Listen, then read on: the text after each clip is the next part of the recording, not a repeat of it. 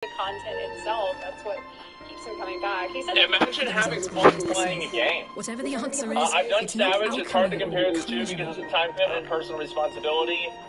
Solo, I guess Does it have deep to be dive, Historia and you Orion, have not assuming, me? required. Out of all The later of us, bosses they and powers are can the be ones who tough, could but like feasibly Savage have follows solved scripted this rotation, puzzle. so you can research ahead, time, and prepare. Deep Dungeon, oh, it's deep, okay. Compared to something like Savage, a Deep Dungeon solo calls for a massive time commitment, and it's just a huge personal responsibility to somebody else in there that can help you. He said, it's nice knowing that if I mess up, it's on me. There's no chance of someone else ruining a run.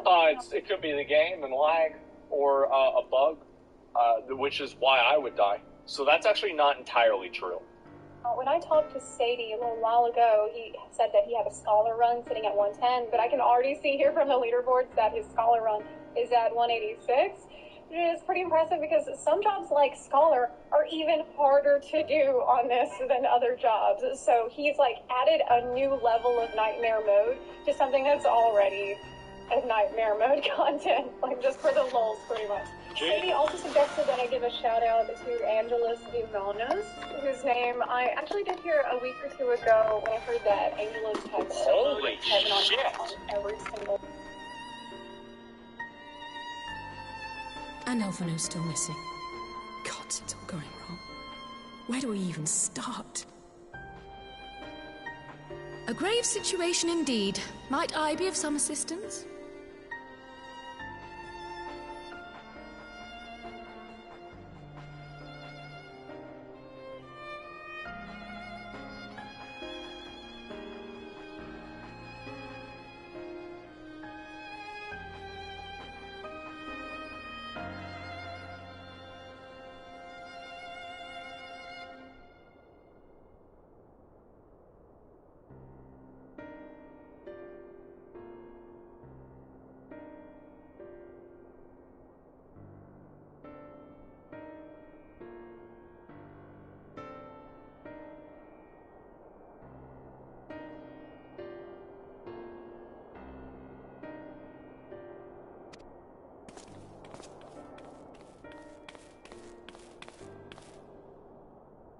Cryle, I thought you busy delving into the mysteries of Eureka.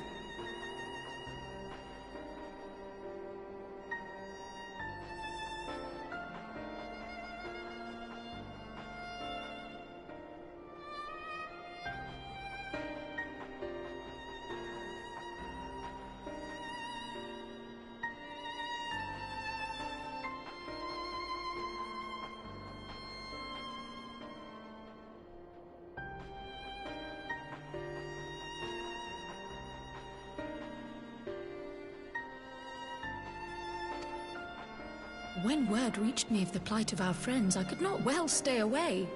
As a fellow scion, not to mention your erstwhile mentor, this is one of those times you should feel free to call on me, regardless of my personal circumstance.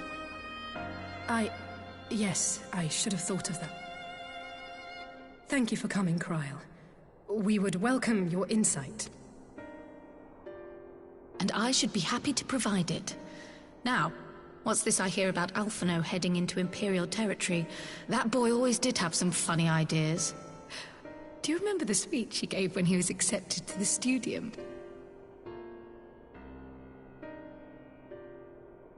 My life's goal is naught less than the salvation of this star.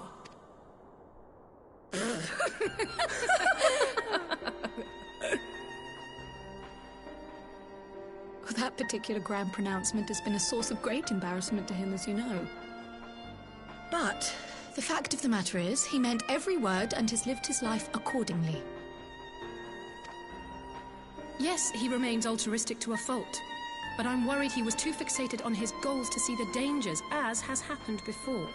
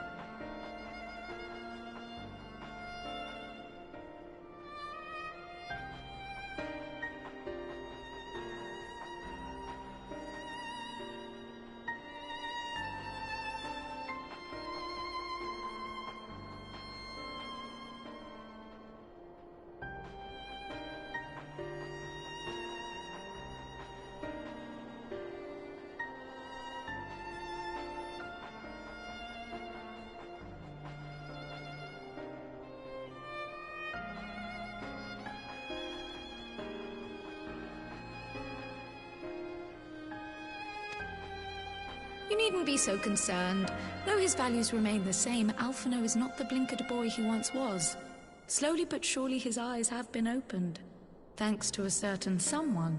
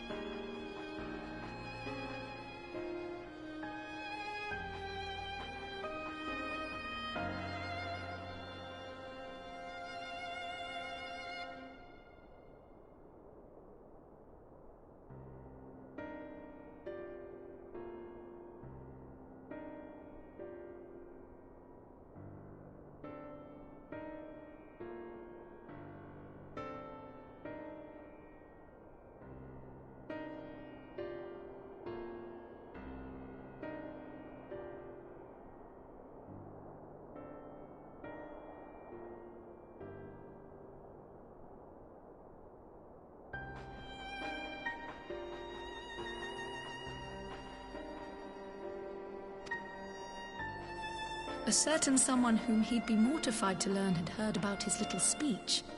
Mum's the word, eh?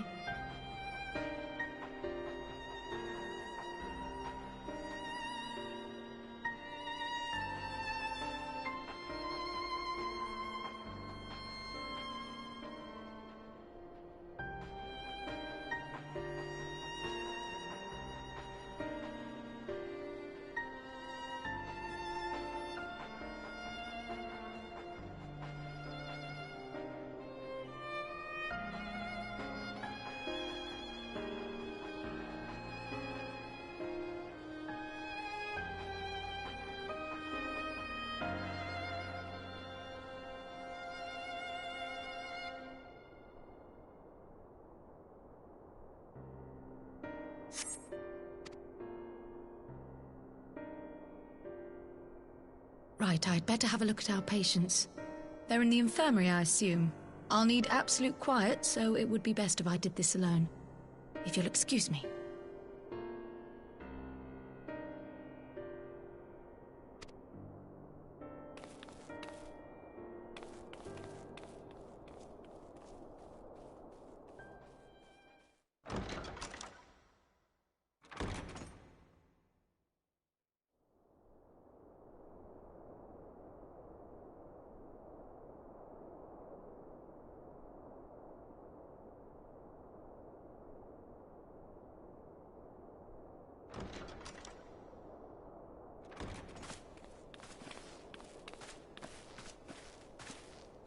All three are in fine physical health. At a glance, I would say they were merely sound asleep.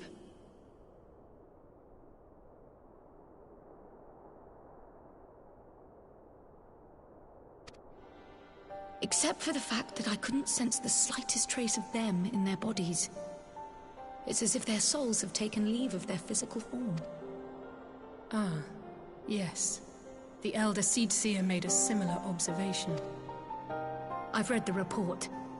When you heard this mysterious voice, you described feeling as if you were somewhere else. If we assume the ether which comprises your essence is being drawn to some other place, then it may be possible to follow the trail it leaves behind, just as we did in our search for Thancred. I wasn't around for that, but I can't imagine it was easy. It wasn't, but that's no reason not to try. I will have need of Master Matoya's crystal eye if I'm even to make the attempt. So I suggest we pay her a visit.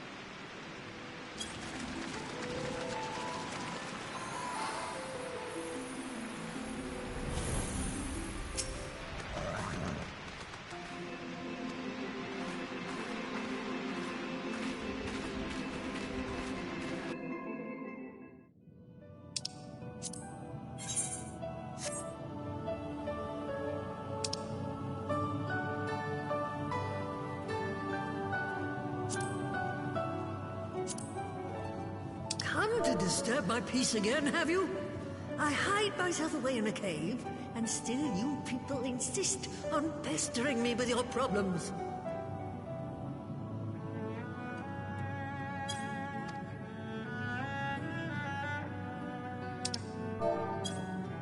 Oh, I mistook you for young what's-his-name, but I see now you're the sister. Weren't you supposed to be the lively one? I've seen happier faces at a rain-sodden burial. Well, I'm sorry to dash your expectations, but the situation isn't exactly conducive to gaiety.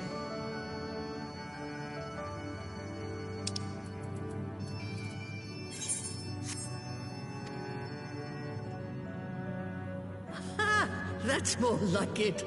Stoller used to spit and hiss like a wildcat too. Better for a young thing like you to be filled with fire and leave the doom and gloom to your elders. Now, what exactly does this tragic situation of yours have to do with me?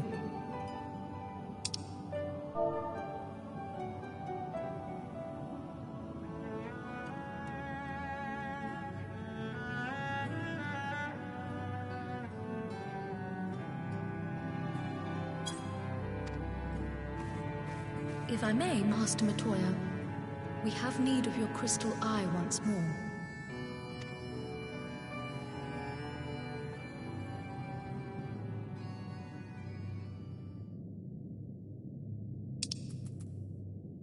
And Stoller is one of the afflicted, is she?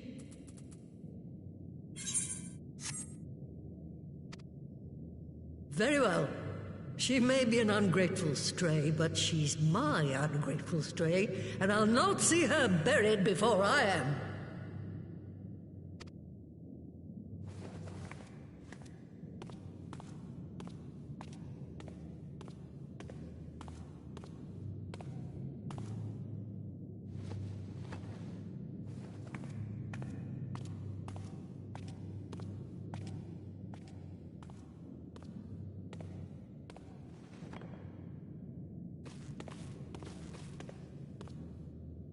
Right. Let us see what we can see.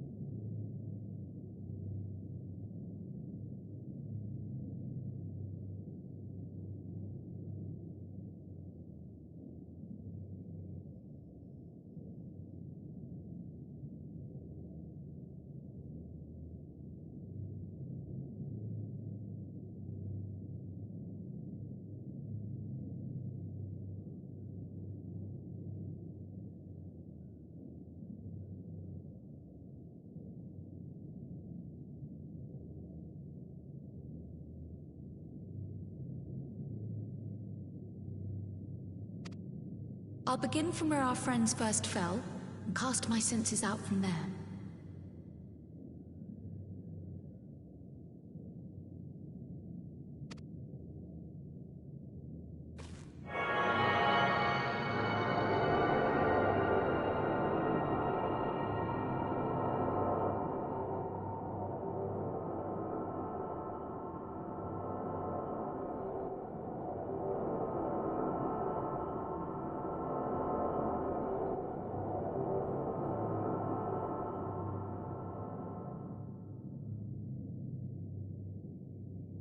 What is it? Did you find them?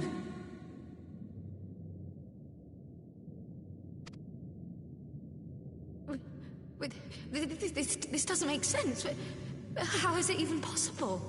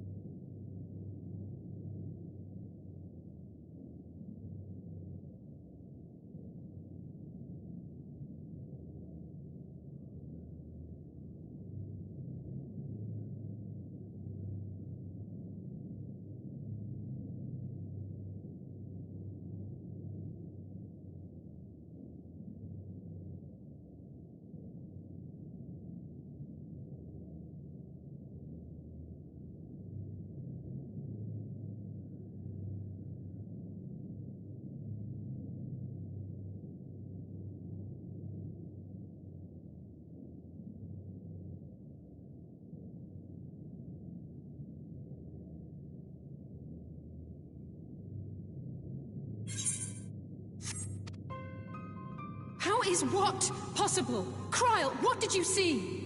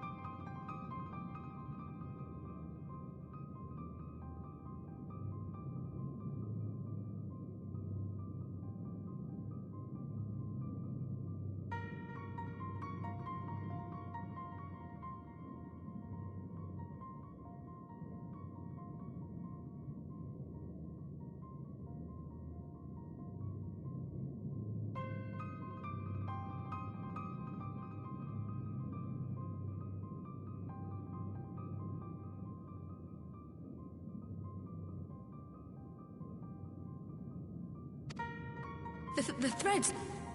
Could their ether have Their bodies are just husks. It's like the Broodmother's daughter all over again. No, this is different. The Kalyana girl was already dead, body and soul, when Lakshmi effected her resurrection.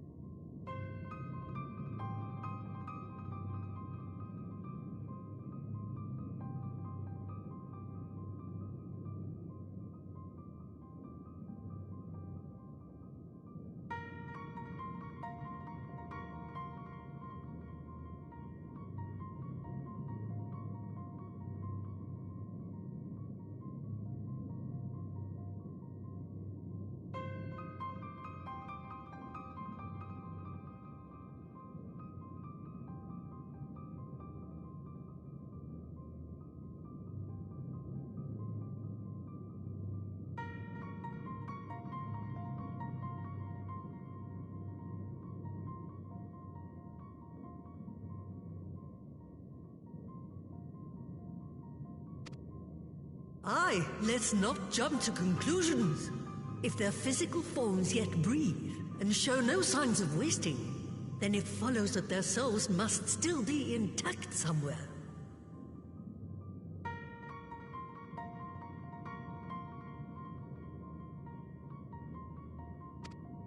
But where?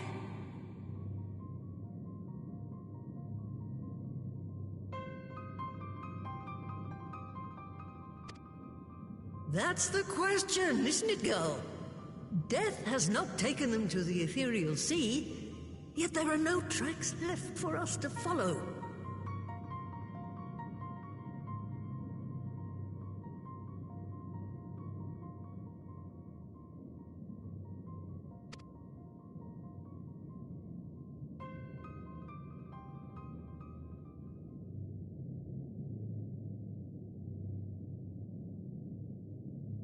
We're no closer to an answer than when we started. But knowing their souls are still out there is progress of a sort. We just have to keep looking.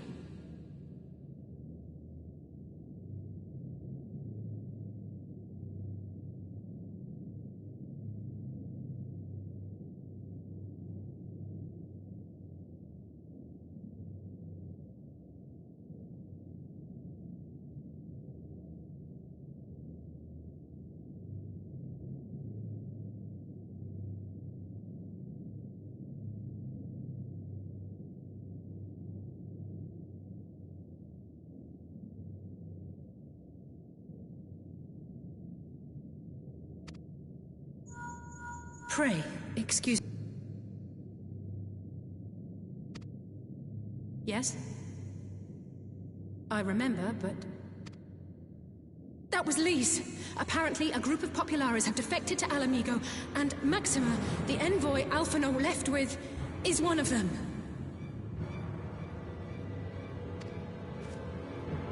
I'm sorry. I realize we've barely begun here, but...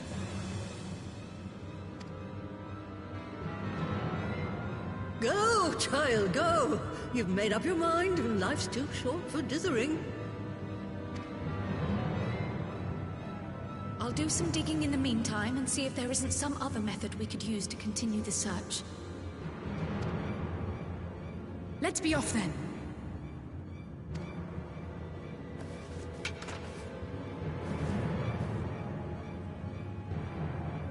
Oh, not again.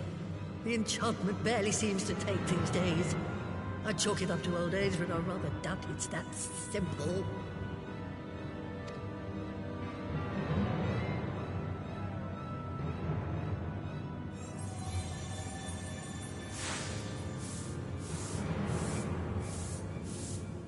Before they took ill, Y'shtola and Urianger were sharing notes on a thinning of the ether. It seems to be happening all over.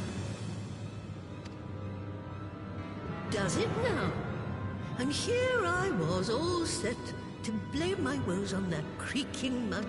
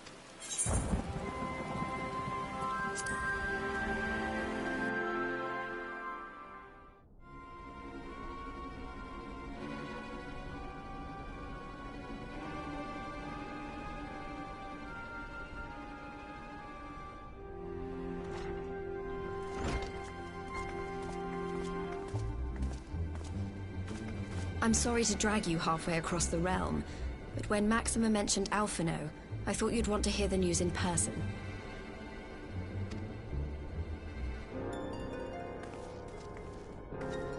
Ah, we meet again.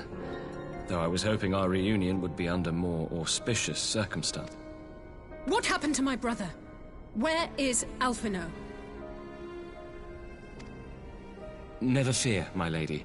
Your brother was in fine health when I took my leave of him, and I have no reason to assume that has changed. You assume? If you will allow me, I shall endeavor to explain events. Our troubles began not long after we departed Doma. While crossing the burn, we were fired upon by the Emperor's personal guard and forced to make an emergency landing.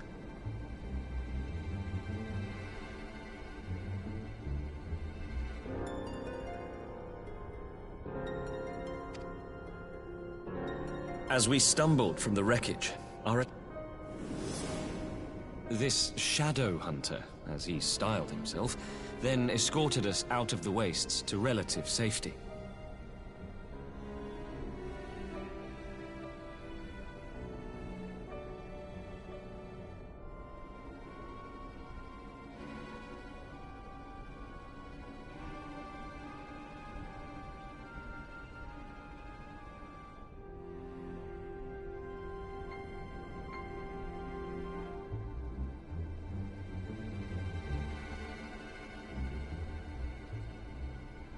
Upon arriving back in civilization, I gathered my Popularis colleagues and prepared to flee the Empire.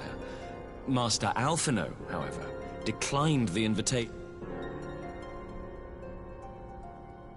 Well, at least he's not lying in a heap in the burn.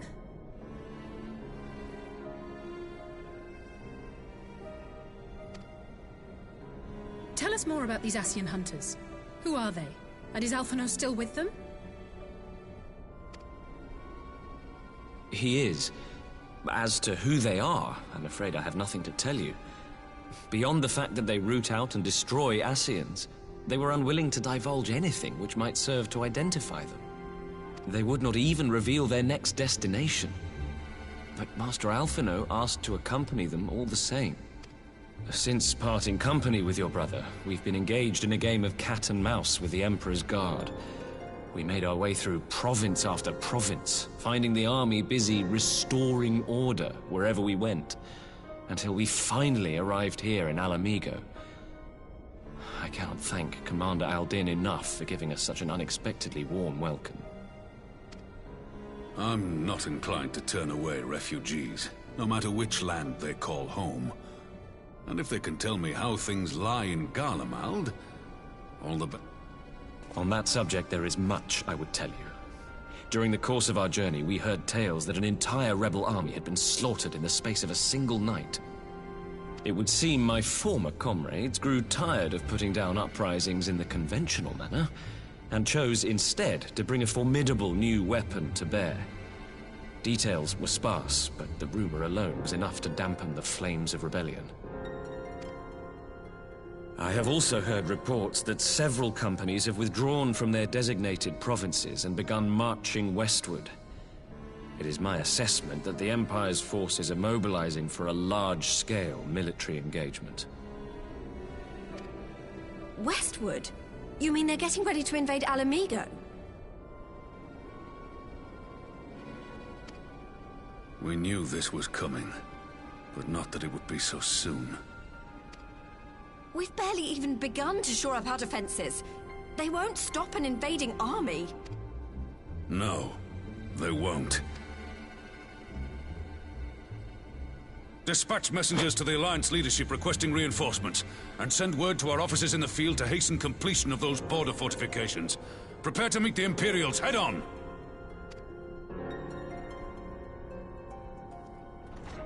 No matter how quickly we act, we still want for time.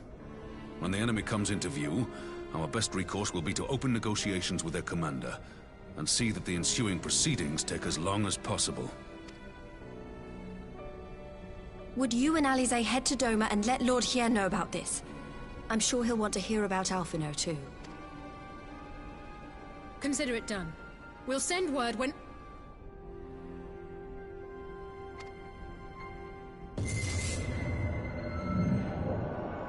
Untold sorrow must be changed. Ahead looms a calamity. Eon become instant. Throw wide the gates.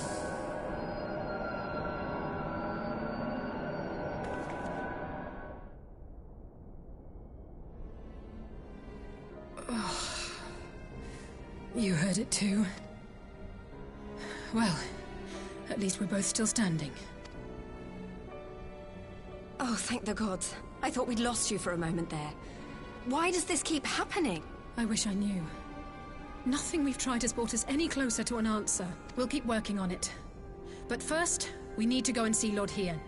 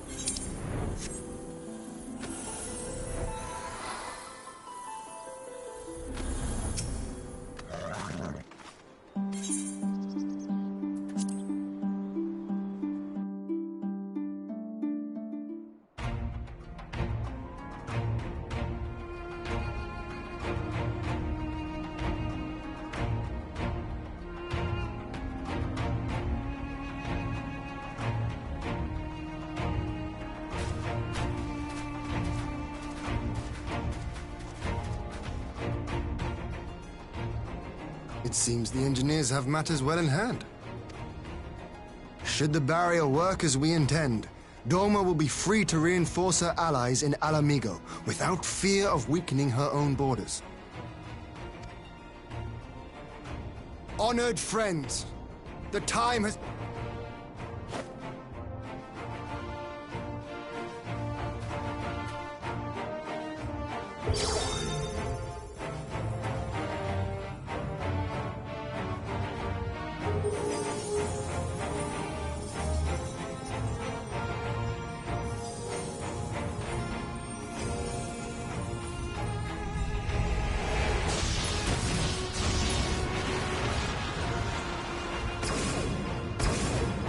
Node 1 is operational. Nodes 2 to 8 are reporting similar energy levels. The barrier is forming.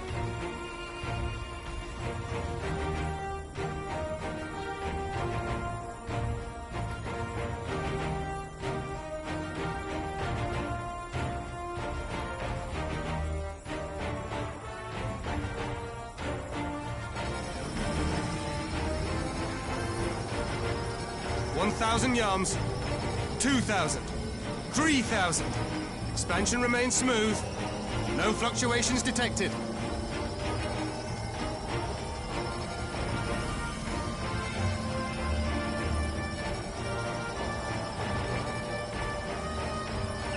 $4,000. 5,000. Target altitude reached.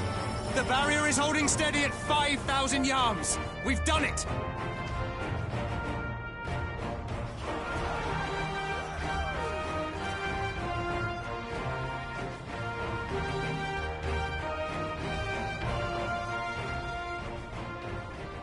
Imperial airship. Of all the...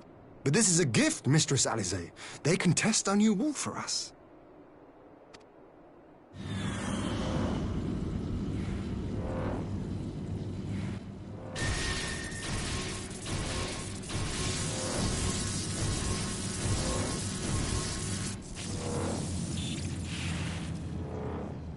Seems solid enough, though I was hoping for a fireball.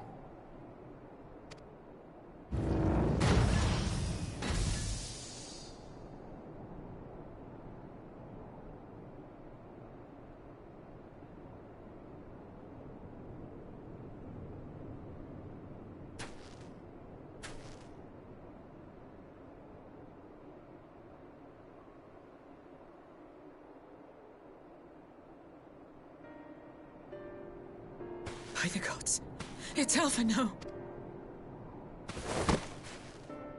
What are you? Let me go! He has my brother! Lower the barrier!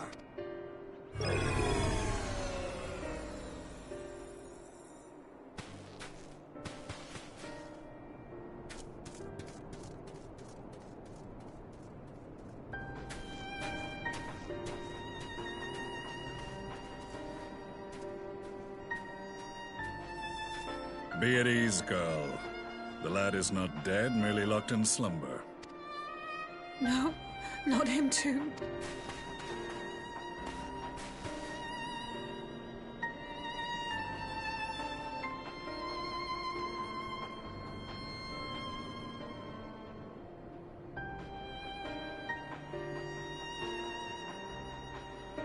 We could identify no cause and found no remedy. Thus I sought to return him to Doma, and into the arms of Lord Hien himself, it would seem. It is a day for fated reunions. Would you not agree, adventurer? Or should I address you as the Warrior of Light?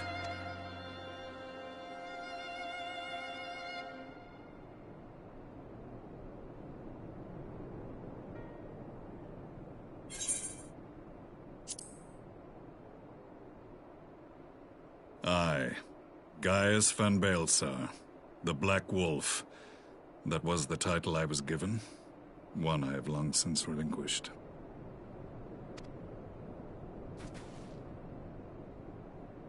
Stand down.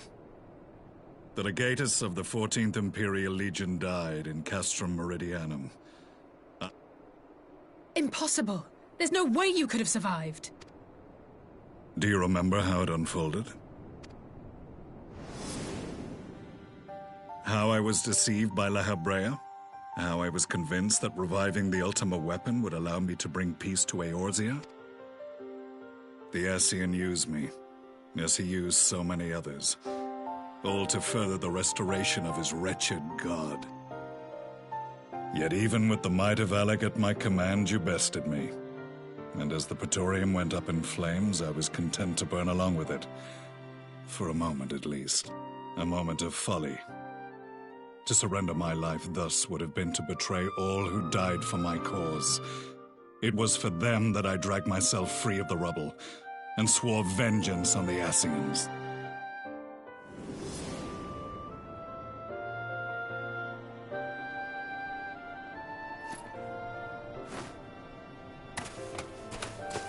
The Black Wolf has shed his pelt, never to return to Garlemald or her legions.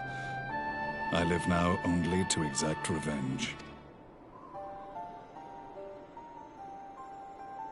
My principal quarry was to be La Habrea, whom I gather you have since ushered onto oblivion.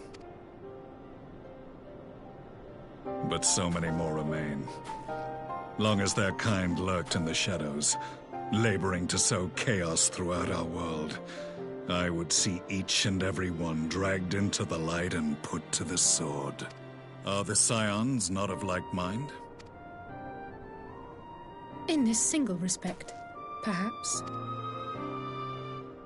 Then I shall continue the partnership the boy began, and share what intelligence I have acquired. Among the Ascians, the Black-Masked Ilk are subordinate to those who wear red. This you already know. Yet among the Red there exists a hierarchy. Those set adrift with the shards clearly stand below those still joined to the source. Nabriales, who once dared to intrude upon the Rising Stones, belonged to the former group, and while he was indeed a dangerous foe, his powers were inconsequential next to the paragons of the source. The first was La Habrea, who plagues us no more. There is also the white-robed Elidibus, and the elusive Emmet Selk, about whom little is known. We have files on La Habrea and Elidibus, but I believe this Emmet Selk is new to us? As I assume my brother told you, we have evidence to suggest that an Ascian now walks in the body of the Crown Prince. Have you identified this interloper? Elidibus seems the most likely culprit. As emissary, it is his role to maintain the equilibrium between darkness and light. Your many deeds in Hydaelyn's name have upset the balance, and I believe he seeks to restore it by throwing his considerable power behind the Empire. As a leader of the Ascians, he is one of our primary targets. It was on the trail of this very prey that the boy and I came across the scene of a failed uprising. In the absence of a single Garlean casualty, we inspected the bodies of the rebels, and the lack of any external injury drew my immediate attention.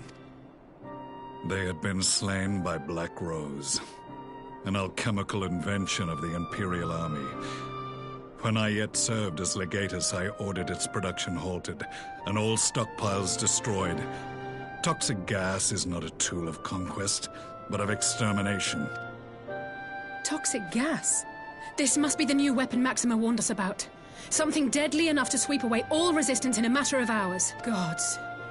You don't think they're planning to use this in Alamigo, do you? Put your fears to rest. We infiltrated the production facility and destroyed all existing stores of the chemical along with the plant itself. Even should they rebuild the operation, they will not soon manufacture another batch. Regardless, I would draw your attention to a directive we discovered in the plant's records. The document was marked with a recent date and authorized with the signature of one Zeno C. Galvas. A dead man signing the death warrant for thousands. 'Tis bad comedy.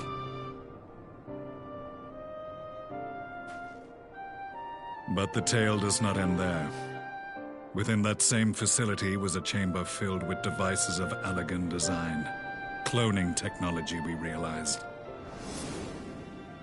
And what should we find in each and every incubator?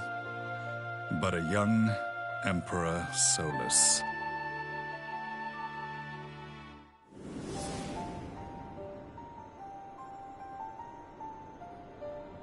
All of which prompts the question, were the Ascians responsible for these abominations, or was it the will of the Emperor? I must know which hand guides the Empire. Though I have given up my rank, I am yet a son of Garlemald, and I will fight for the future of my homeland. It is time I return to the hunting of shadows. We should focus on our common foe. To reopen old quarrels now would serve no purpose. You saved my brother's life, so I'm willing to let sleeping dogs lie. But in truth, it's not my decision to make.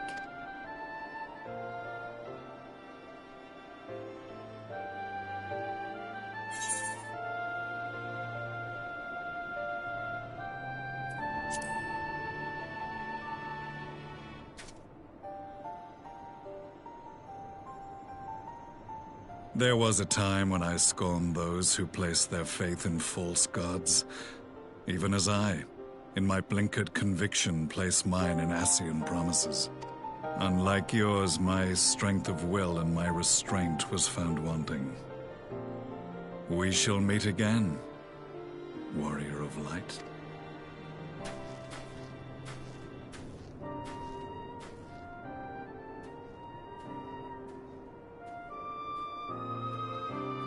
So that was the infamous Black Wolf. An unexpected ally, to say the least.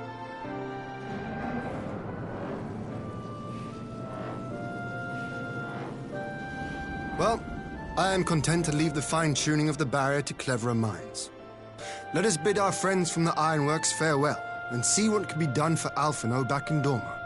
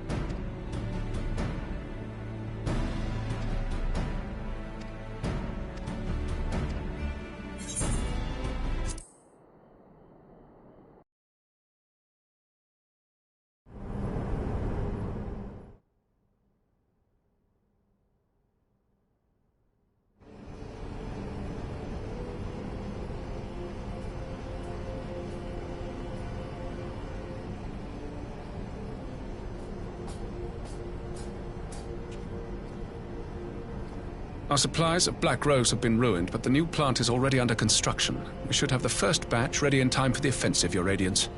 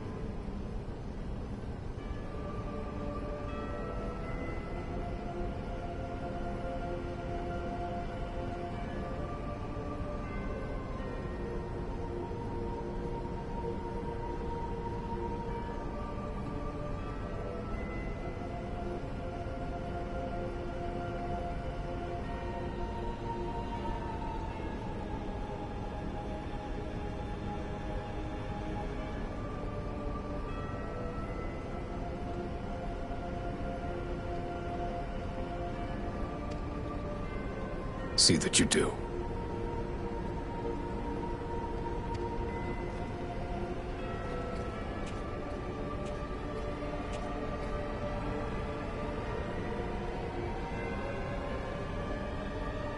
Ah, yes, the infamous Black Rose. If I recall correctly, Gaius did not much care for the invention.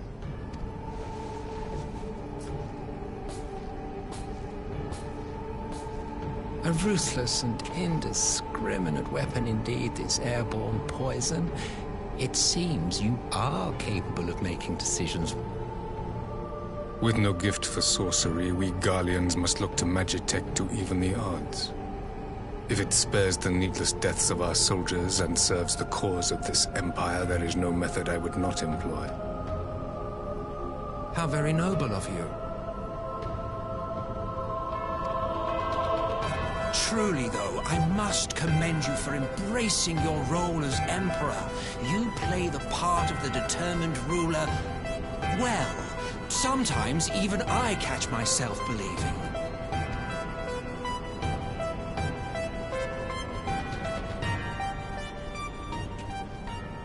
A silent agent of death. Now that I think on it, Black Rose may well possess the perfect aspect.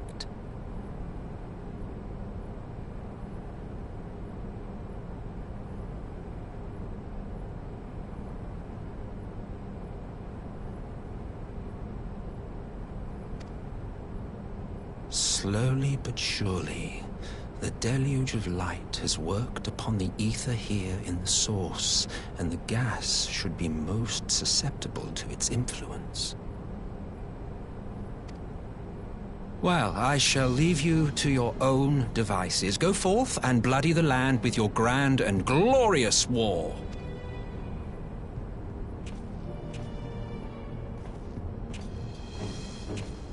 While you do what, precisely?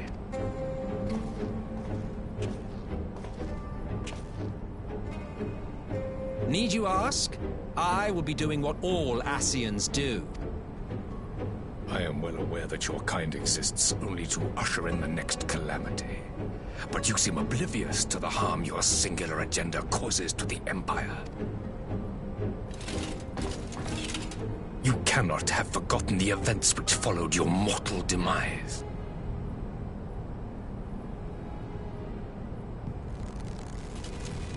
Our homeland was plunged into civil war for your failure to name a successor. The edifice you so carefully constructed was but a hair's breadth from collapse. Are you truly so naive? You thought me oblivious to the consequences of a departure so painstakingly timed? It was by design? Well, of course it was. Though I will admit the resulting panic exceeded even my wildest expectations. But how can you be surprised? Throwing the world into disarray was the very purpose for which this nation was, as you say, so carefully constructed.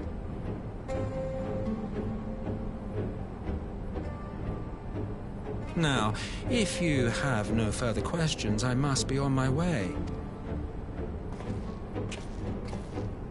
Since we may not meet again in this lifetime, it would be remiss of me not to offer a word or two of gratitude.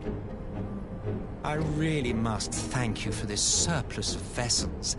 I can mold any host into my own image, but having bodies tailor-made for me in this fashion is so much less tiresome. You dabbled in Allagan cloning techniques, yes? It certainly is a compelling, not to mention entertaining, field of research. And of all the options available, you chose the Founding Father on whom to experiment. You have a twisted streak to you, Varus, like grandsire, like grandson, hey? If events play out as planned, this will become something of a family enterprise. You will be the capstone of this world, I the anchor and shard, and together we will give the lie to this star's fraudulent existence.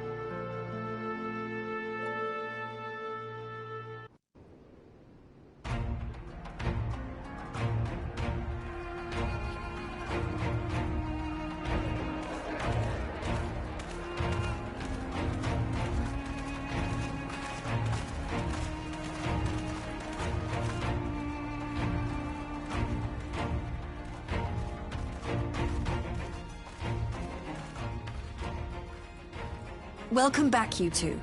Greetings, Lord Here. Glad you could join us. Glad to be here.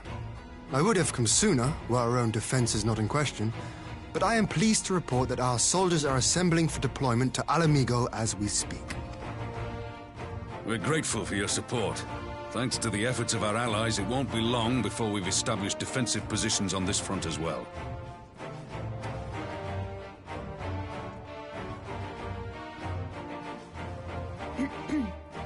We have some good news too. Alphino has come back to us. As for the bad news...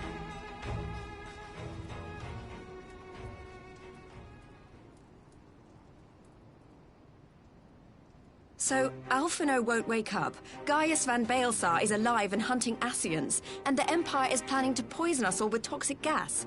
Does that sound about right? Ordinarily, any one of those things would have left me in shock. But the way things have been lately, it's all starting to seem pretty normal. Getting back to your report, are we sure this Black Rose is the weapon Maxima was talking about? It fits the description. And it seems we have Alphino to thank for sparing us an early demonstration of its effectiveness. I have a feeling this won't be the last time his bravery in the Empire will serve us here in Eorzea. The threat of an unknown weapon has had us all on edge. But now that we know what we're dealing with, we can take steps to defend against it. As for Gaius, I'm not sure what to think. Am I happy he's alive? Not in the slightest. Am I happy he's hunting Ascians? Aye, I'd have to say I am. Oh, speaking of Garleans you didn't expect to see, we have a tale of our own, as it happens. When we sent envoys to the Imperial Army to request talks, they returned with the message that Varys Zos Galvus would be attending. The Emperor himself. Well, Varys did sanction the Popularis peace mission.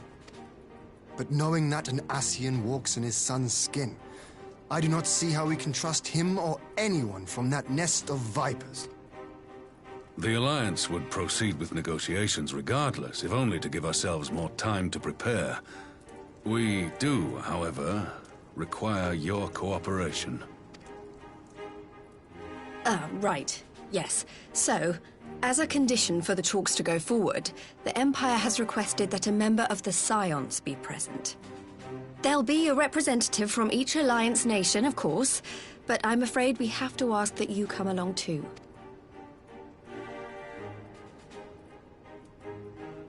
Gods, Lise, you know how much I hate politics.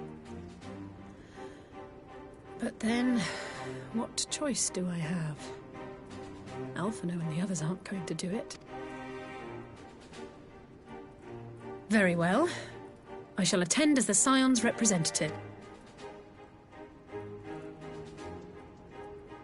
In case you're wondering why I didn't ask you, the Empire also requested the presence of Eorzea's champion.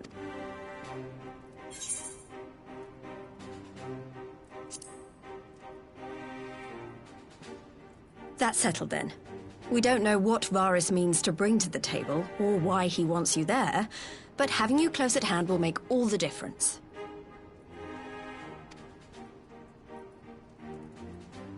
The meeting will take place on the border. Anticipating an early assault, we mean to position the bulk of our forces nearby. The Alliance leaders should already be on their way. Once you're ready, we can head out and join them.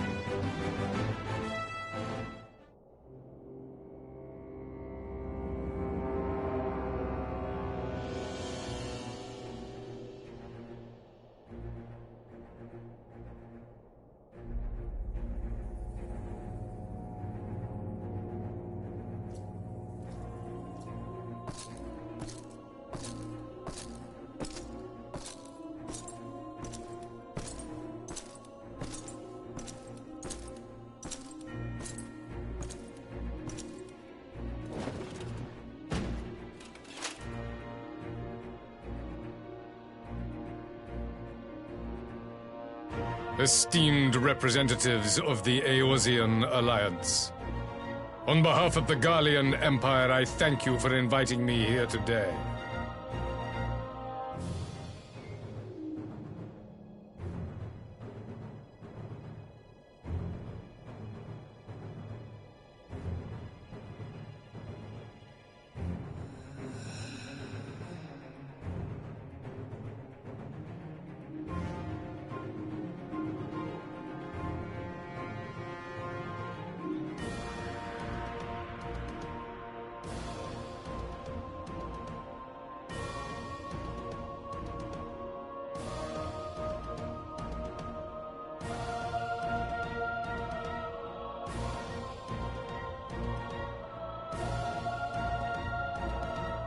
As this parley was convened at your request, I invite you to speak first.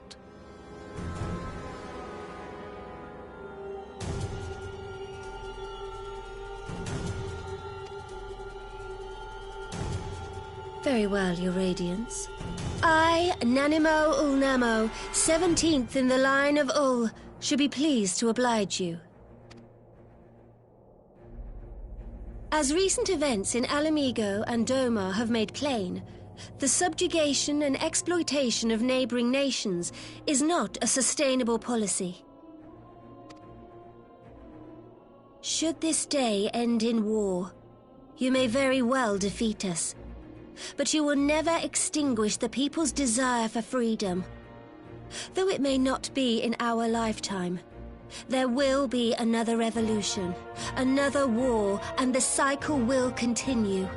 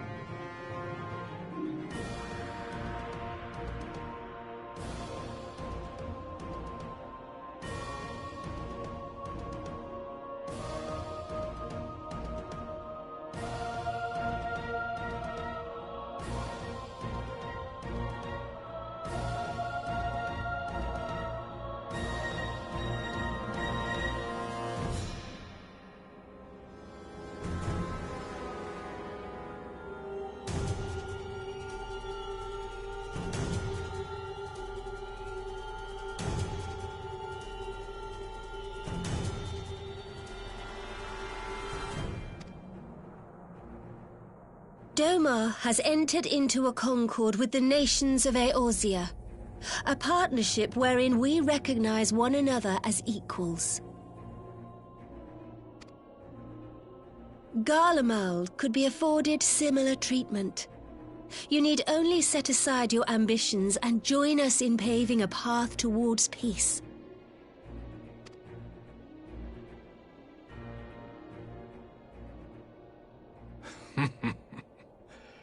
You will not win me over with sophistry, Your Grace.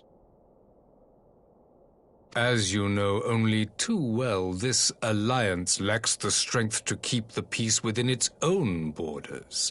Even now, your struggles with the Beastmen continue unabated.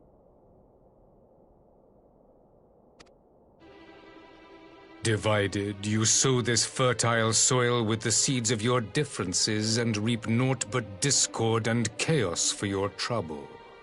Eorzea must be united under one leader, one purpose. I would offer you both and bring an end to your strife. With all due respect, Your Radiance, the only thing that you offered the people of Alamigo was fear and hopelessness. The citizens of Doma can also attest to the meager arms of imperial rule. There is no purpose to be found in a life of oppression, each day more uncertain than the last. Our people are willing to die for their freedom. A great many already have, and countless more will, if we don't put an end to this madness here and now.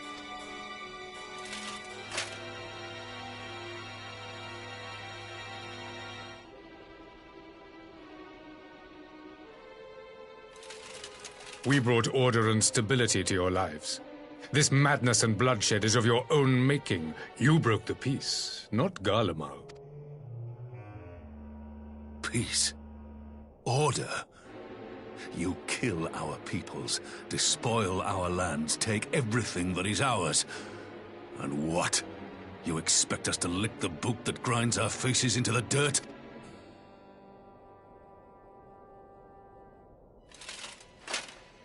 I expect you to weigh the costs. To recognize that countless lives have been lost on both sides in pursuit of a greater good, and to not squander all we have achieved in a fit of petulance.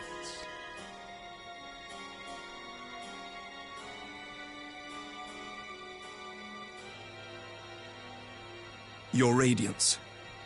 I fear I can personally attest to the dangers of pursuing one's vision with such righteous fervor. For 1,000 years, the Holy See of Ishgard waged war with dragons. 1,000 years of sacrifice, of sorrow and hate, in which we bathed in the blood of friend and foe alike. Had it gone on any longer, we may well have drowned. Yet we have chosen to raise ourselves out of this bloody spiral, and have since made peace with our former enemy. So I understand. No doubt the dragons were more receptive to your overtures in the wake of their leader's demise.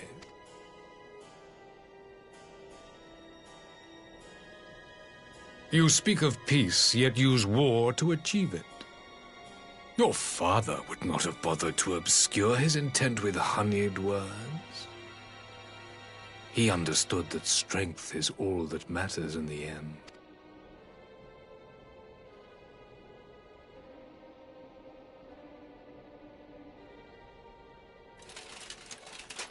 Without his clarity of vision, I can but wonder what will become of Ishgard and her people. There was a time when Garlemald, too, lacked a leader of conviction. Weak and unable to wield magic, we were at the mercy of the strong from whom we sought refuge in the bitter cold of the north. Were it not for the discovery of ceruleum and the subsequent development of magitech, we might never have gained the power to take back that which was rightfully ours.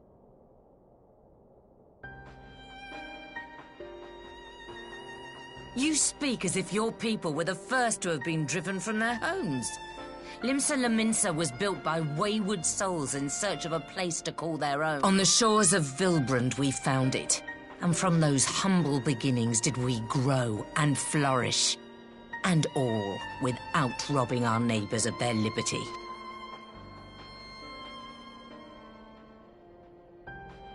So saith the pirate. Am I to believe that you simply asked the kobolds to yield up their lands and that they were happy to oblige you? That you did not drive them out like rats in the hold of one of the many ships seized by your privateer?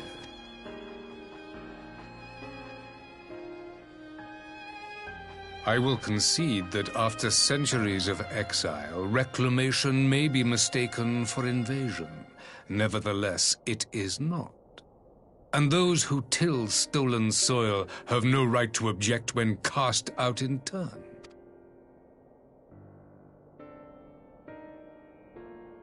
Your uncompromising nature rivals that of the Ixal. They too lament circumstances which they themselves perpetuate. Were they but to embrace peace, we would welcome them with open arms. Indeed, some few have done just that, and now receive of the 12's Wood's bounty. Would that your people might learn from their example.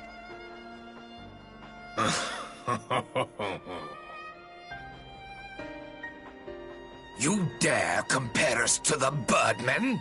You who thought to invoke the 12 and threaten all of creation?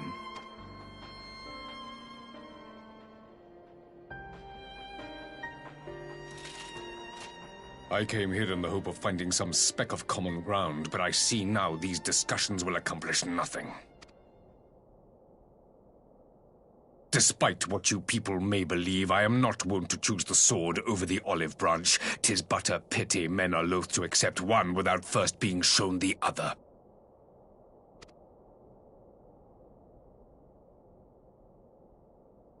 Wait! I beg you. This meeting was supposed to be a chance to find a way forward together, not to bemoan the Please. If you truly consider violence a last resort, there must be a way we can come to an agreement.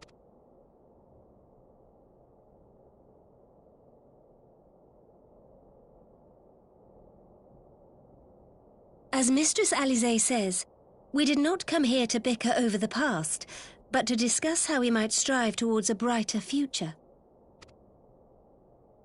Emperor Varys, may I suggest a short recess, that all present might compose themselves prior to beginning anew?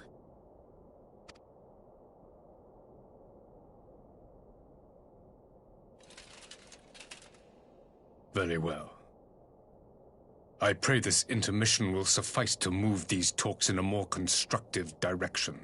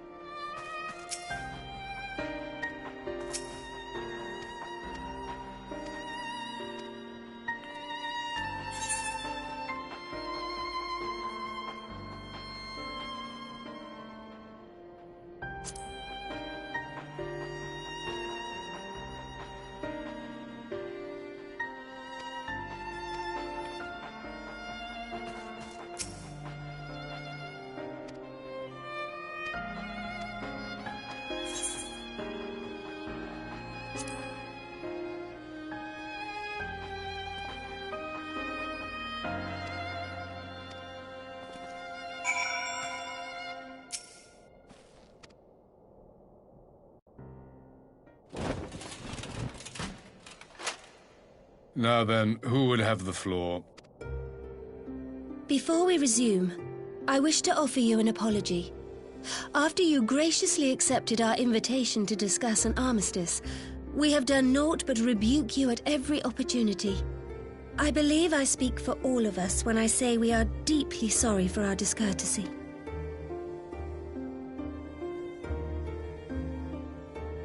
I'll admit your familiarity with our affairs surprised me, and served to remind me how little I know of yours. I think all here can understand the desire to reclaim one's homeland. But why expand further? That is my question. If I may, the answer can be found in the Imperial doctrine they took great pains to impart to my people. Recognizing the threat icons pose to the world, Solus Zos Galvus decreed that they were to be eradicated. To this end, he began a campaign to unite all lands under the Garlean banner. Or so we were taught. Yet the Emperor only reached the burn, the barrens said to have been laid waste by icons, after conquering all the lands that lay between. What is more, I am quite certain the practice of summoning was not nearly so widespread in the days before the Empire's founding. When you put it like that, it all starts to sound like an excuse, doesn't it? But to distract from what? Why are you really waging this war?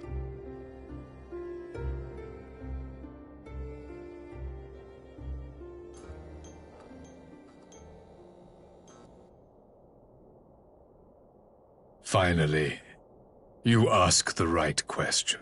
I can but hope you heed mine answer, and at last accept the righteousness of our cause. My goal is this: to return the world to the way it once was, the way it was always meant to be. In doing so, mankind will be made whole once more.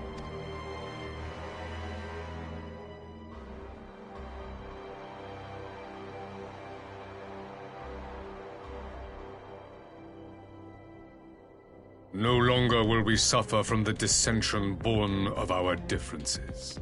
There will be but one race, a perfect race, as we were when time began. What in Rolga's name are you talking about? I am talking about the origins of the star, of the source and its 13 reflections. At the instant of the great sundering, 'twas not only the world that was shattered, but mankind itself. Thus were we divided into myriad races, each with its own unique imperfection. That is why man looks upon his neighbor and feels fear and hatred, why he wages war, why he kills his brother. You all in your own way have proven as much today. The peace you seek is but a fleeting solution to a fundamental problem. To bring about everlasting peace, our worlds must be rejoined.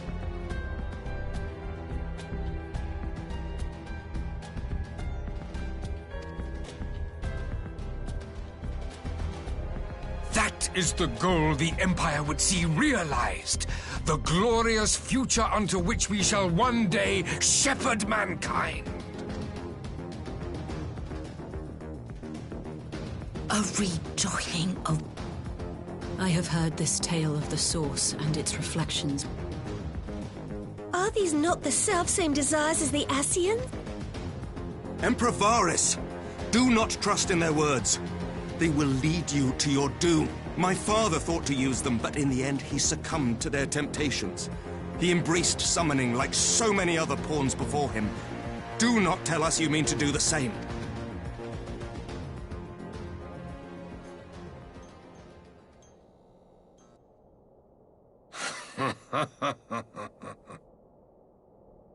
To be a pawn, free from the burden of choice, would be a blessing.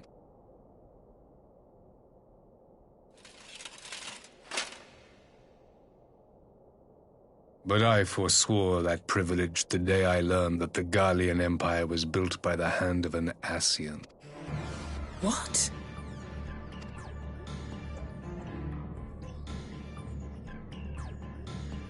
Yes. My grandsire, the former emperor, is of their number. And who better to build an empire capable of bringing about the calamitous change we desire? Would you condemn me for this alliance? For bowing to the will of these shadowy masters, when the prize is true and lasting peace?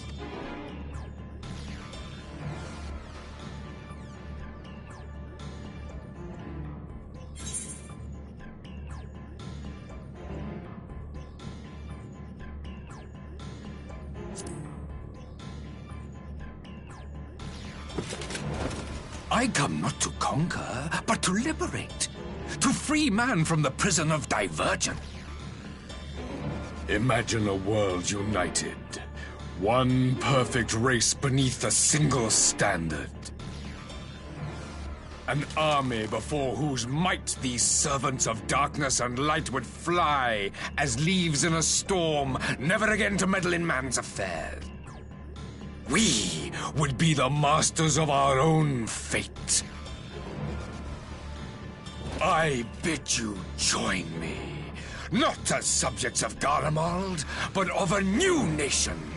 And together we shall win freedom for ourselves and generations yet unborn. You want to trigger another half-dozen calamities? You can't be serious! Have you forgotten how many died? There will be no one left! Do you truly imagine we would aid you in your bloodletting? It is unthinkable! Unconscionable!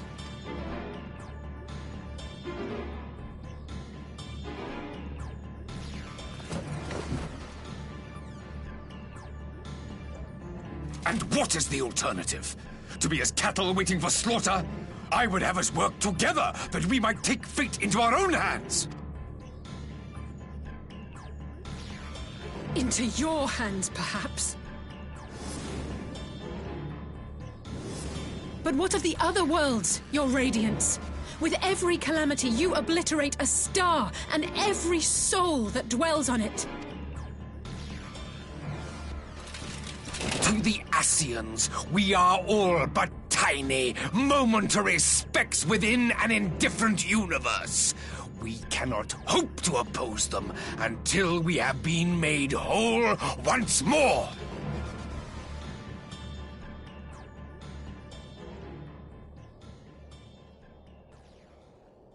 Are these truly the words of Garlemald's ruler?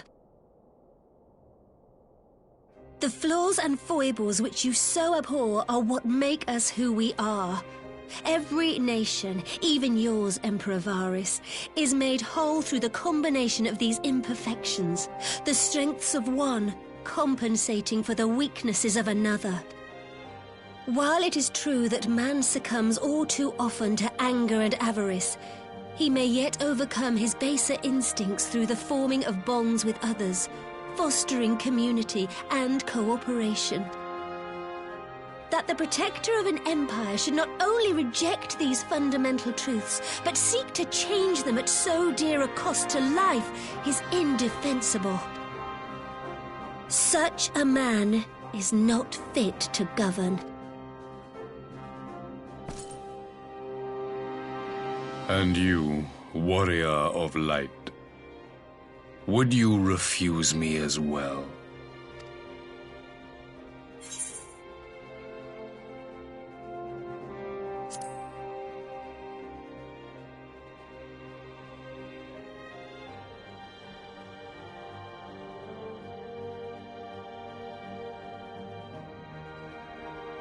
It would seem the Alliance is of one mind on this matter.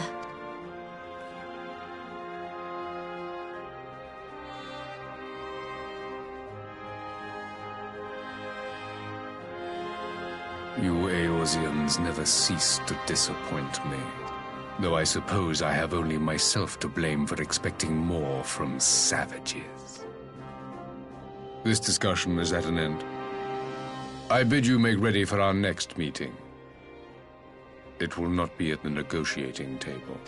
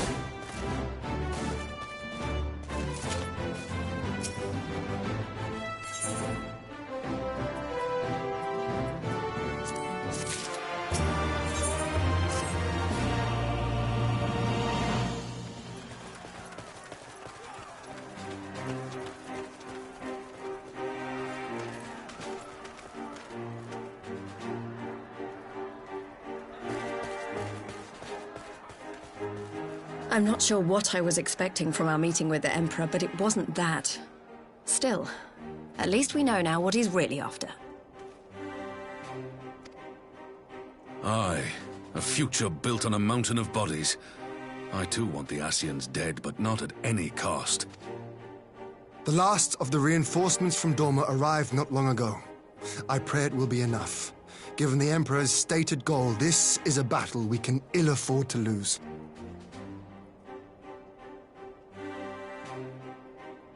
If the Gallians come in force, we may not have much say in the matter, even with our combined strength. We knew from the first that the odds would be against us. But if there is even the slightest chance of victory, we must do everything in our power to seize it.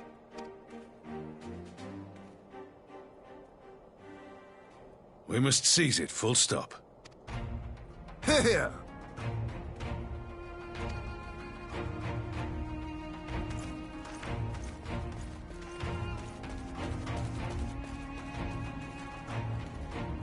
The two of you are to join an irregular unit and support the main host. I won't bother asking if you're minded to fight.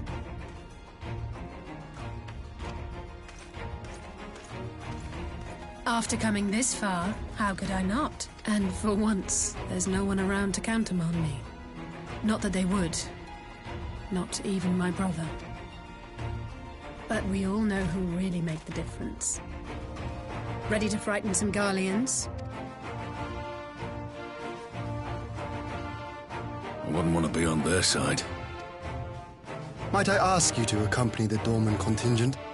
They are strangers here, and your presence would do much to raise their spirits.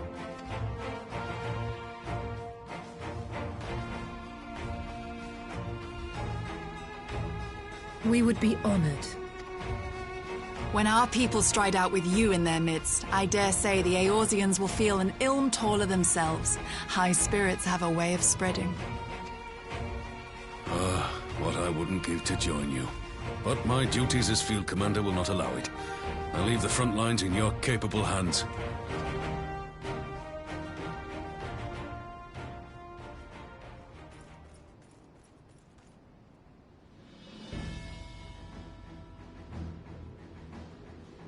Comrades, ready your arms. The hour of battle has come. May the crystal guide us to victory!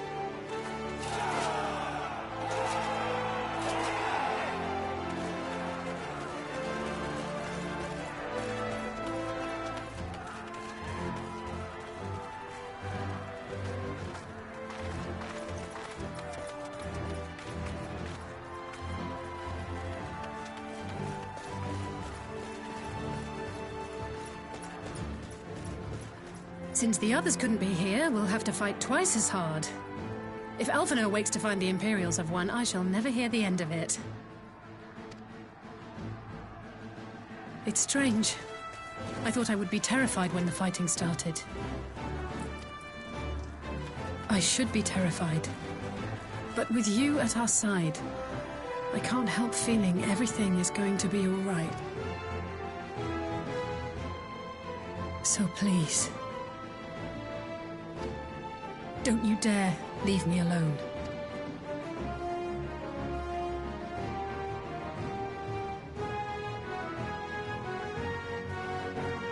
No matter what happens, we have to survive together.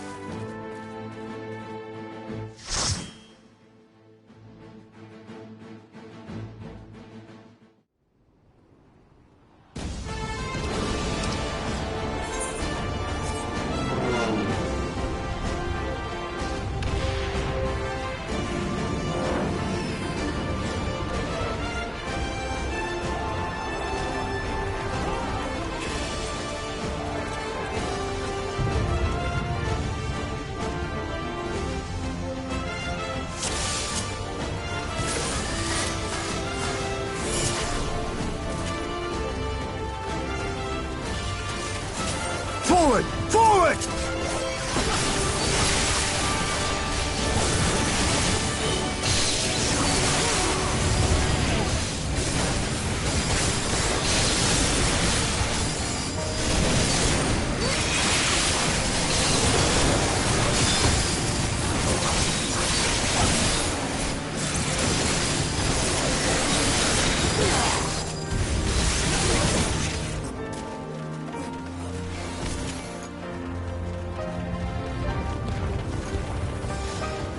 Leave this to me.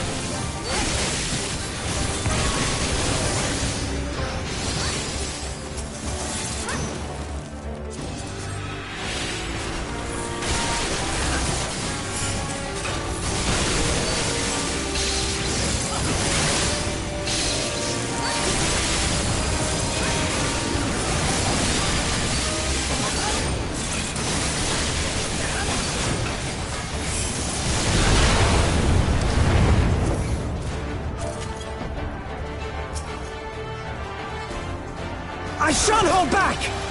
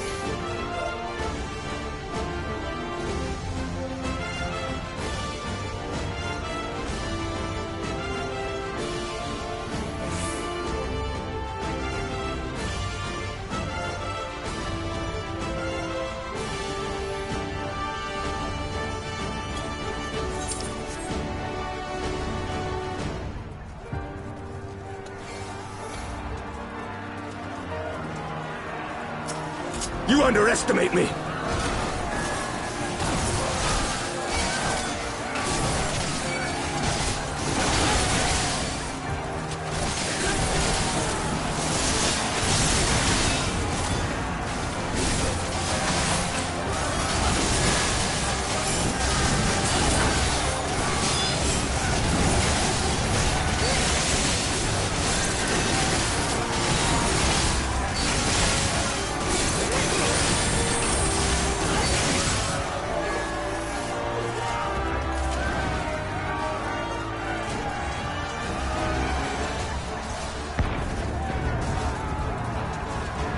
This knight does not yield!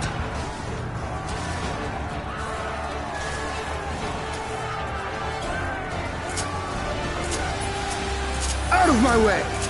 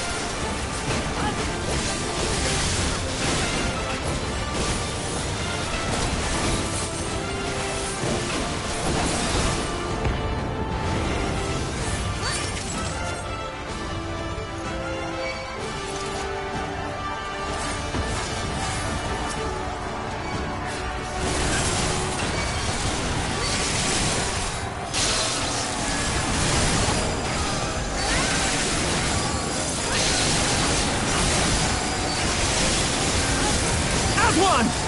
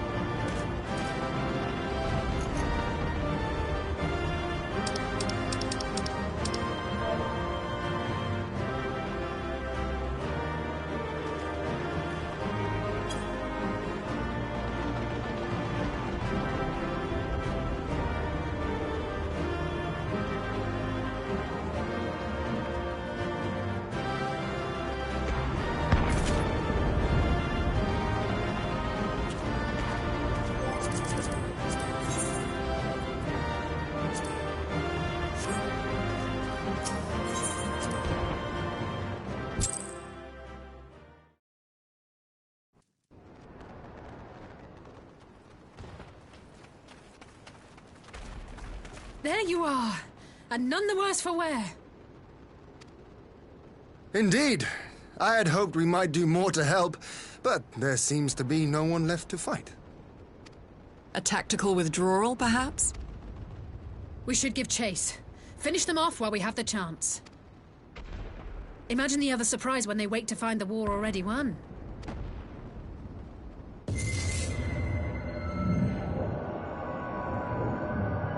The light will expunge all life. Only you can forestall the calamity. Throw wide the gates. No! No! No! Not like...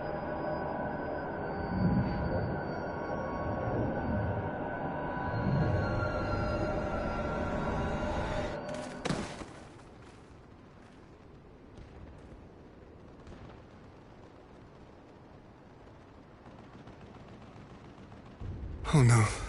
Don't tell me. Are you all right?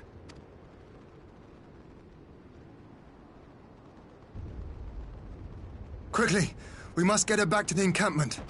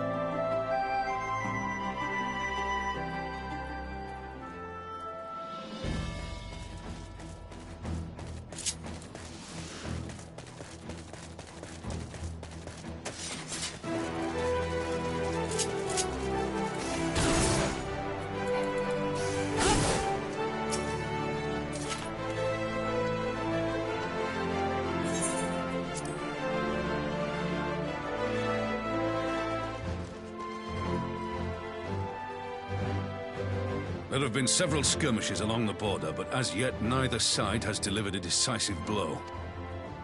We had long assumed that the Garleans would overwhelm us in a straight fight, but we seem to be gaining ground, albeit slowly. As to why that might be, the most likely explanation is that they have yet to commit all their forces. Still, we're winning, and our latest intelligence suggests the Emperor has retreated back to Garlemald. In light of this, we're considering launching an offensive with the aim of pushing the front line forward and giving ourselves some room to breathe. Commander! The Imperials! They've broken through our defenses to the east! What? Our scouts say their forces are being led by Lord Xenos.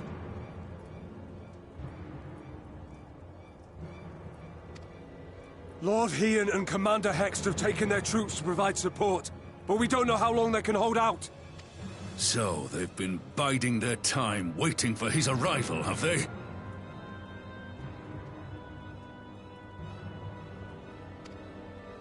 Very well. Send word to our allies, requesting reinforcements for the front line.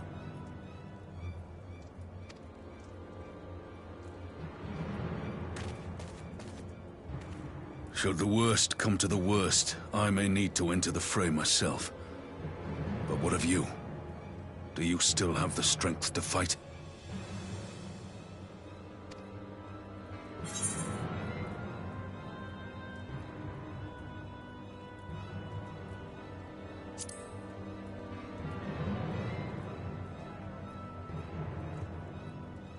Much obliged.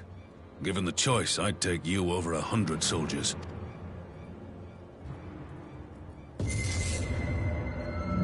Why won't they open?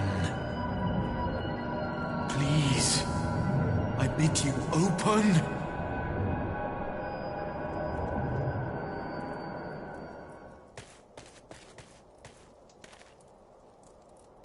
What's wrong? Is it the voice again? Are you sure you're in a fit state to do this?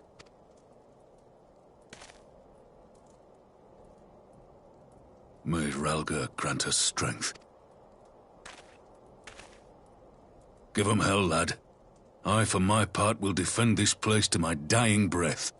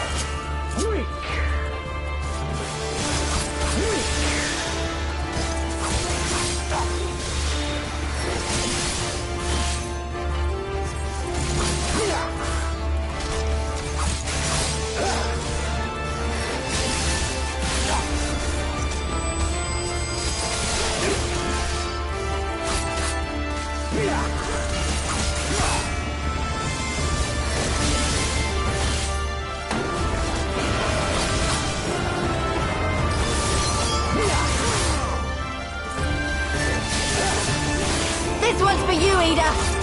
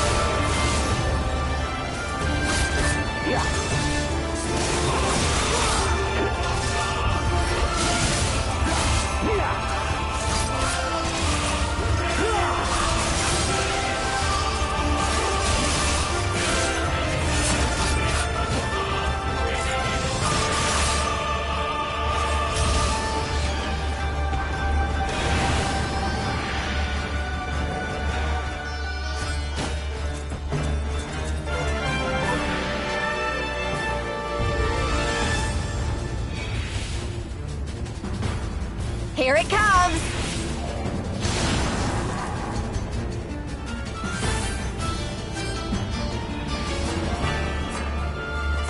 The weave of a shinobi's power.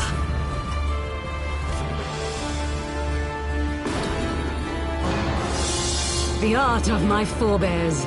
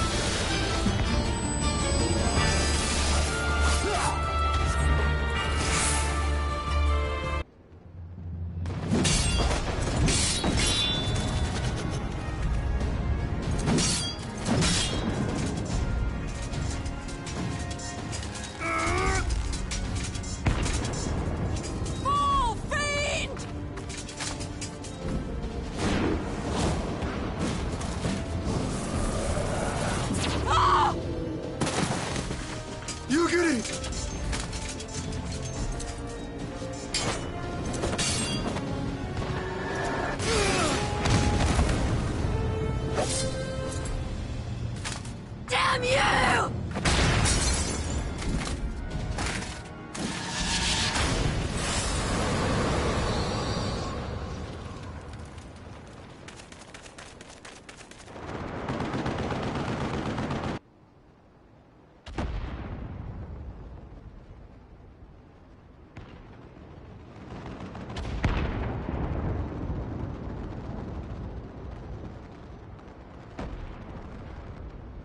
Magic.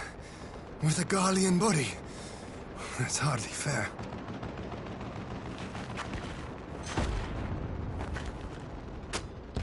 Still, he must be stopped, no matter the cost.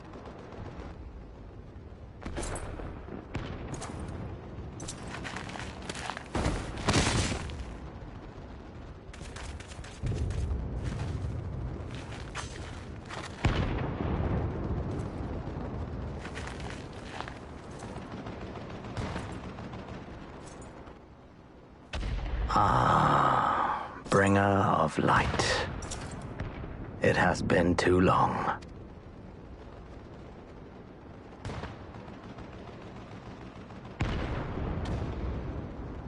No words to mark our reunion? So be it.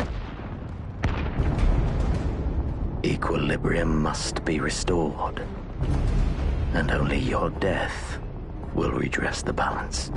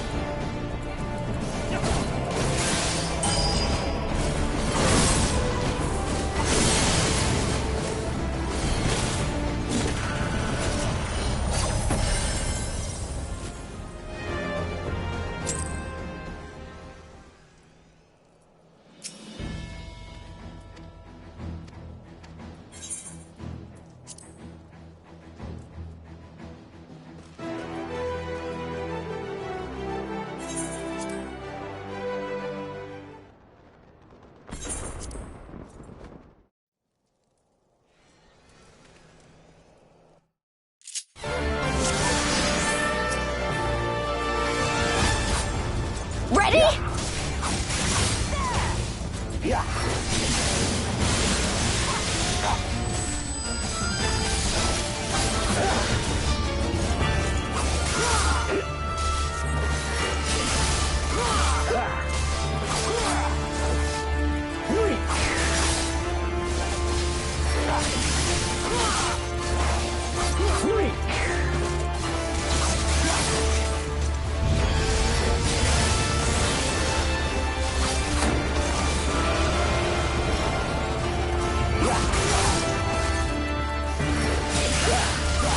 This one's for you, Ada.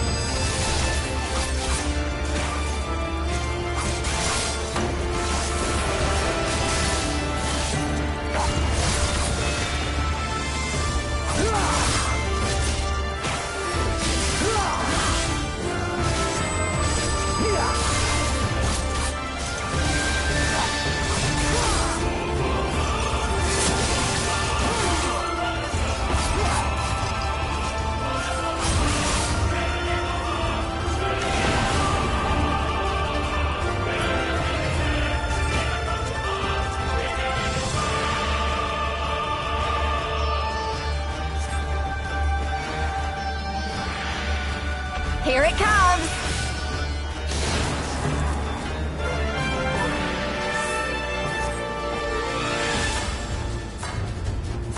The weave of a shinobi's power.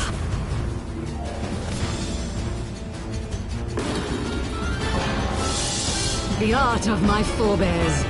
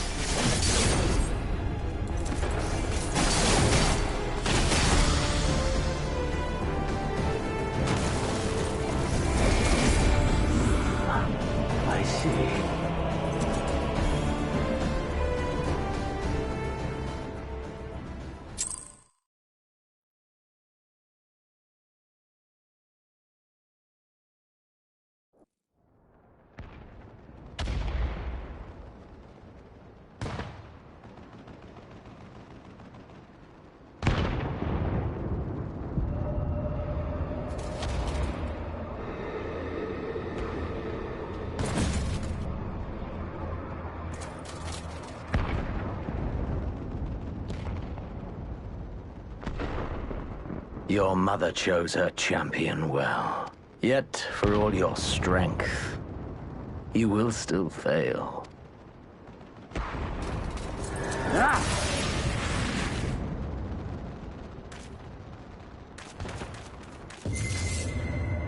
Please, I beseech you.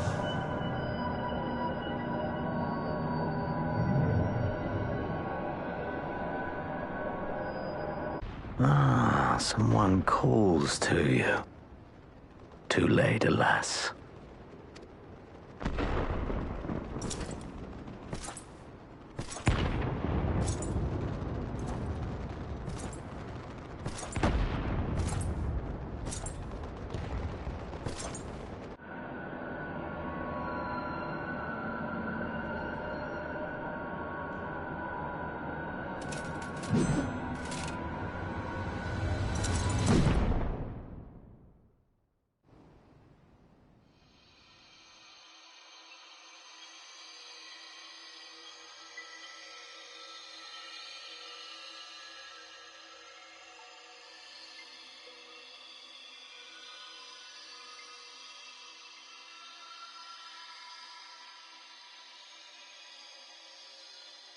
At last, I found you.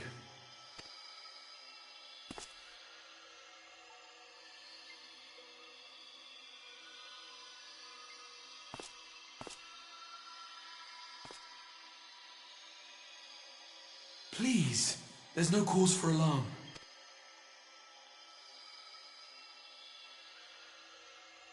Though, I confess, this is not where I had intended to meet. But the place of our meeting is of no consequence, like the war you wage. Win or lose, the path you walk leads only to oblivion. The better path leads you here, to me. I have need of your strength.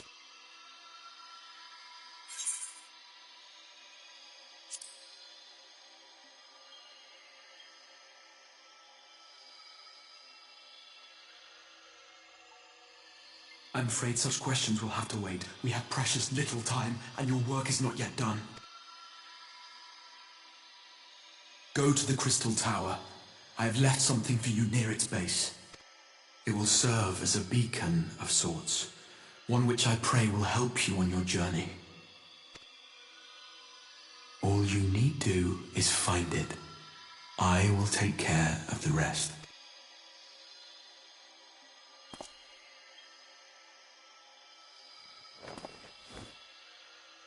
Soon, we will throw wide the gates, and the path to the first will be yours to walk at last.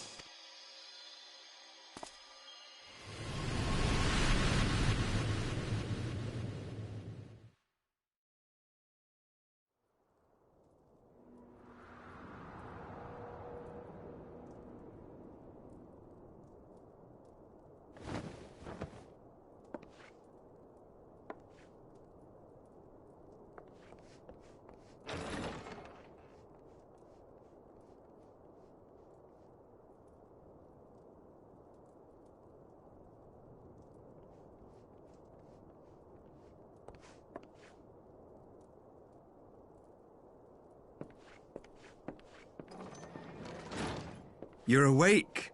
Thank heavens.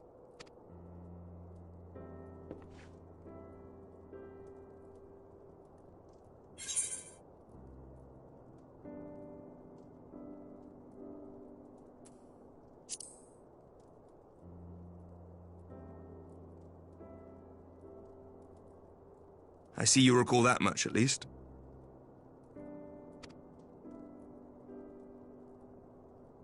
In the midst of your duel, it is said you faltered, and that the Crown Prince seized the opportunity to deliver a mortal blow. Yet before his blade could find its mark, he was distracted by the arrival of a second adversary who bore you away from the battlefield and into the hands of our chirurgeons.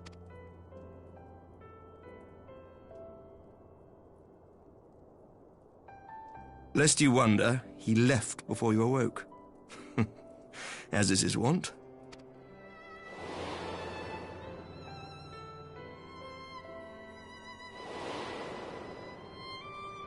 Estinian never was one for emotional farewells.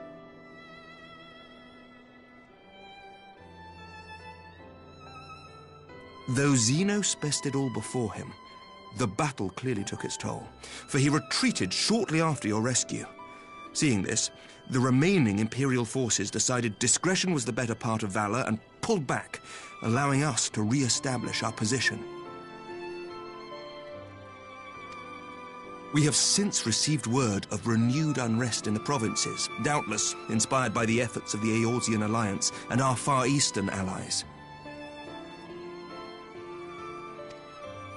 Nor does the good news end there. We have also come into possession of intelligence suggesting unrest within the Imperial Court. This would certainly explain why both the Emperor and Lord Xenos appear to have abandoned the fight. A long-awaited ray of hope in these dark times.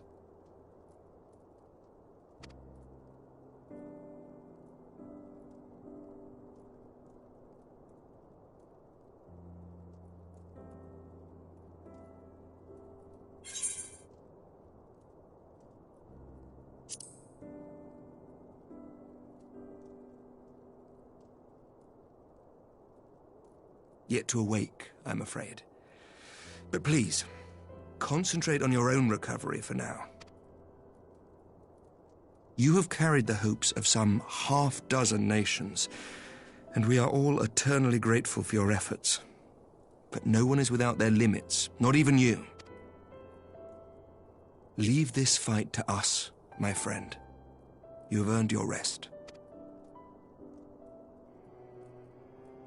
But before I forget, I was asked to deliver a message as soon as you awoke. A reminder that you are not alone, though many of your allies have fallen. When you are well and rested, you are to return home, where friends will be waiting for you.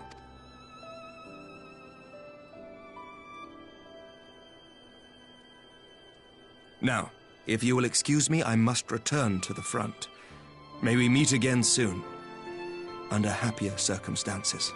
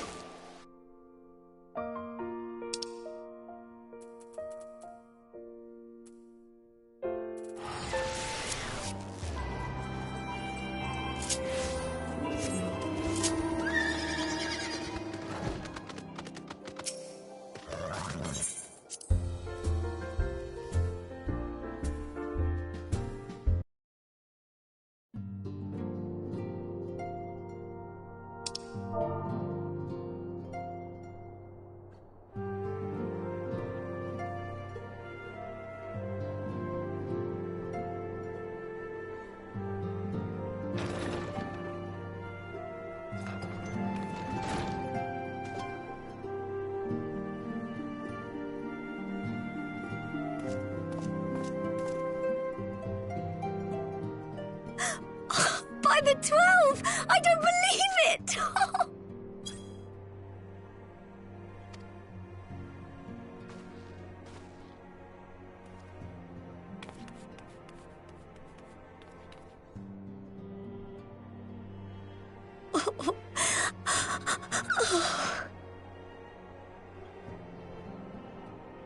I rushed back as soon as I could. I swear, my heart nearly stopped when I heard you'd collapse like the others. What in heaven's name is going on?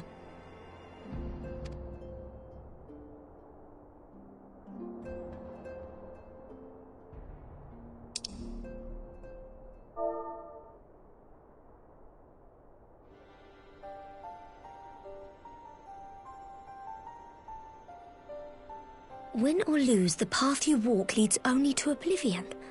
Oh, well, that's help. And what else did he say? The better path leads to him?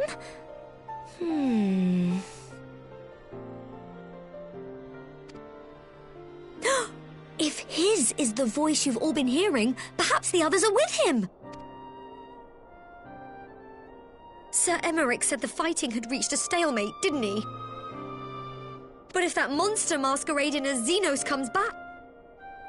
Thancred, Yestola, Urianger, Alphino, Alize... You're going to need all of them on your side to defeat him. And I forbid you from going to face him on your own, do you hear me? So if you must leave, go and find the others. Bring them home.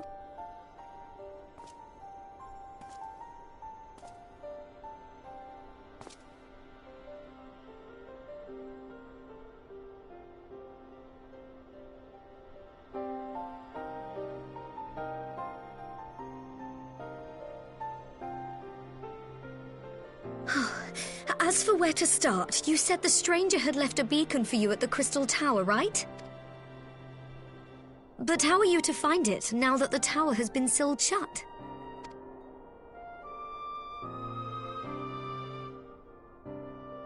There has to be a way. If anyone would know, it's Sid and the researchers of St. Coinac's find. Don't you worry, we'll find that beacon for you.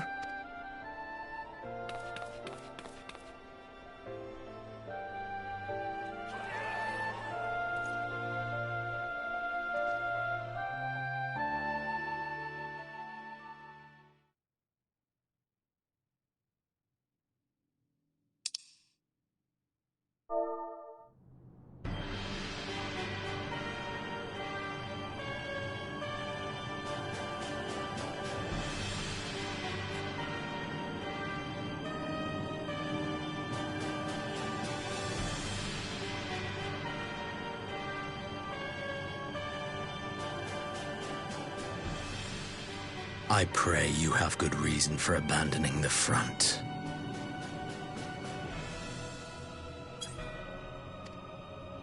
How could I remain there while the rumor that my son is possessed by a demon spreads like a sickness here at home? I will not be made to fight for the throne a second time. But what of you? Did you not tell me you would destroy Eorzea's champion with the ease that one might swat a fly? A minor setback. He will not escape me again. Where is your grandsire? I would have words with him. How should I know? Do you hide from each other's sight as well? I imagine he's doing what all Ascians do. He must have found a way to take advantage of this turmoil. Men are not pawns to be played with, Ascian. You underestimate us at your peril. This war will not be decided by you and yours. Man must choose his own fate, and I, for my part, will do all within my power to see Garlemald emerge victorious.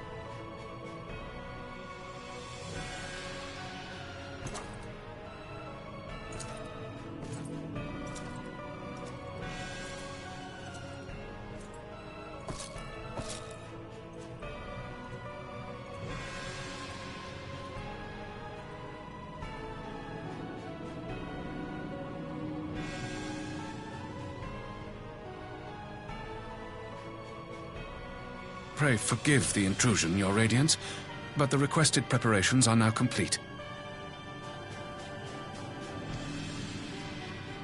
We stand ready to begin production of Black Rose upon your order.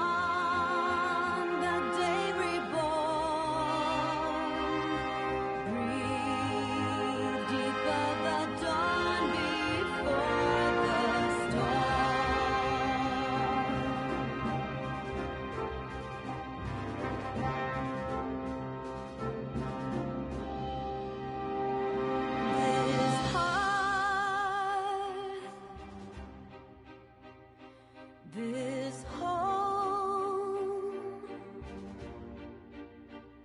rested forth from tired fingers, bathed in blood and sealed in stone, soul scarred,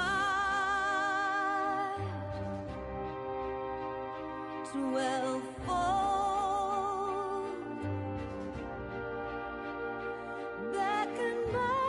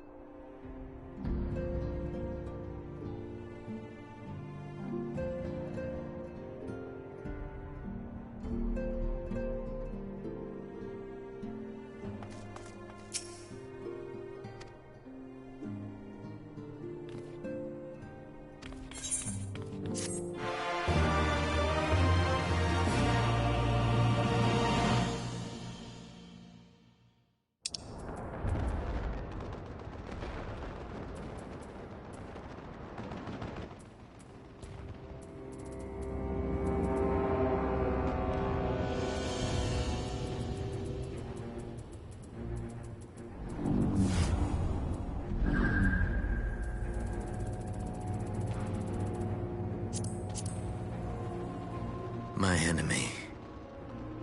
My friend.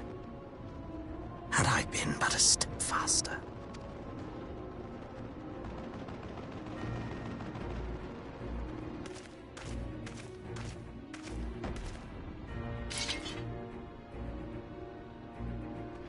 Bloody savages!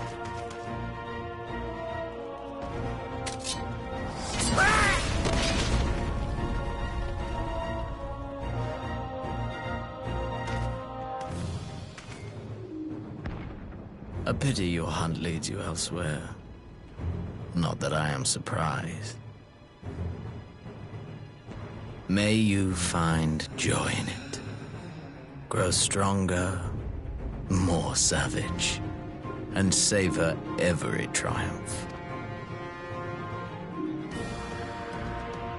In the meantime, I will reclaim that which is rightfully mine.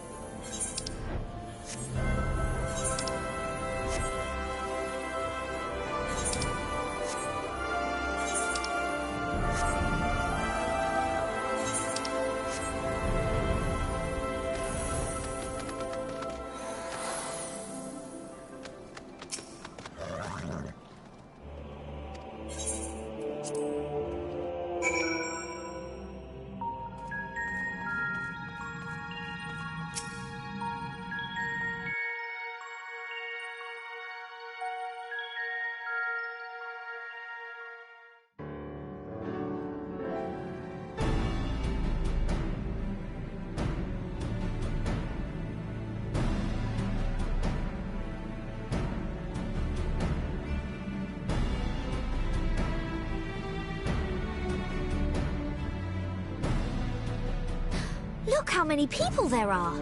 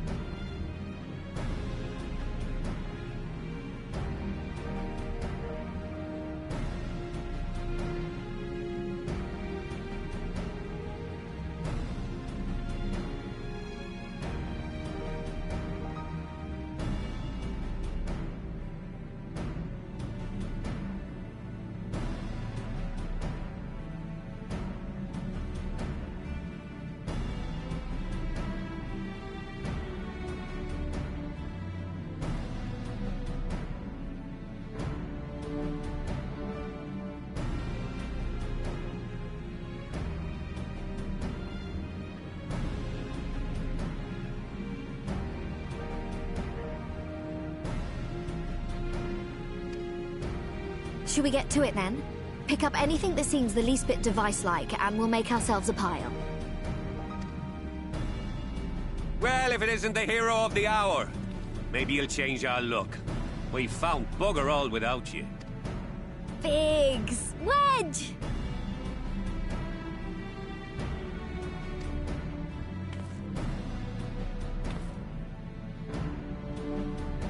Aye, aye. Well, we could hardly say no to a call for aid from the...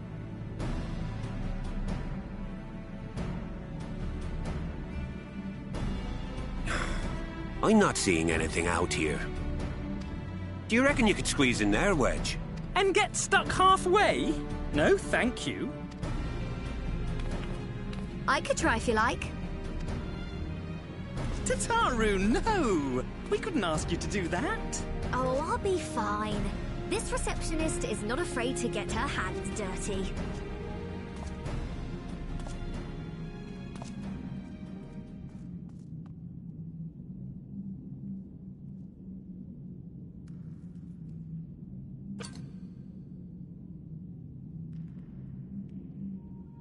Sorry, I meant to say, the scholars haven't finished their preliminary assessment of the site yet, so we're not supposed to venture too far in. What's that you got there? Now that looks promising. Isn't that the Ironworks symbol? Counterfeiters? Now I have you. You are right. What's happening?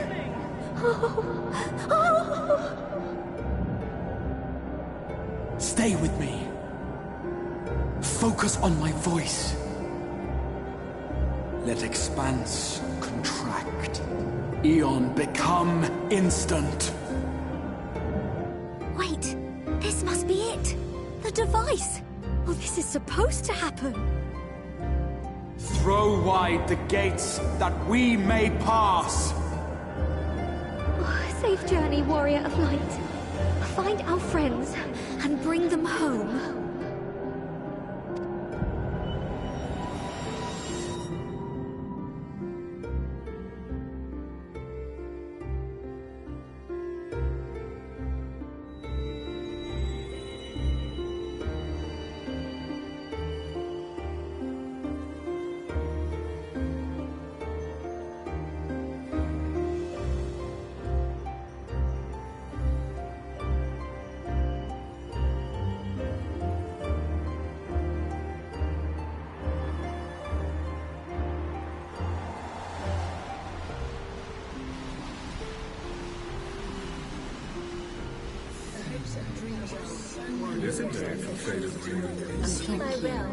For showing me the dawn's light will shine again. Oh, do not look at me so. You're slaves to a tyrant! There's no freedom! freedom in that! This is one battle you cannot fight. Away with you! I must say, your spirited approach always comes in welcome change. We did everything right! Everything that was asked of us, and still it came to this!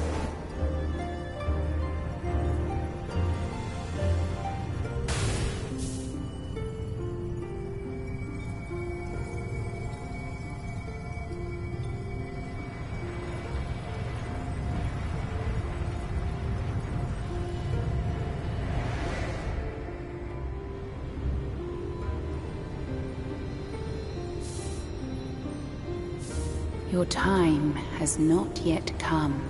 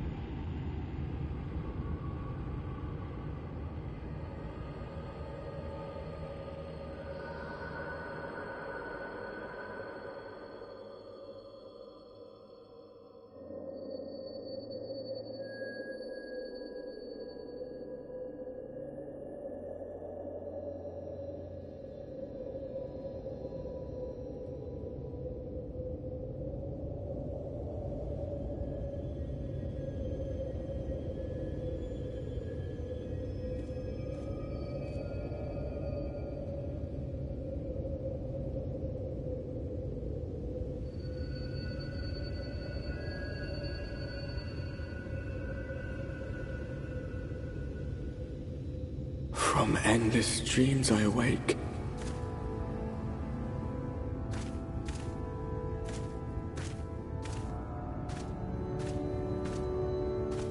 Something vague, yet urgent, calls me to action once more.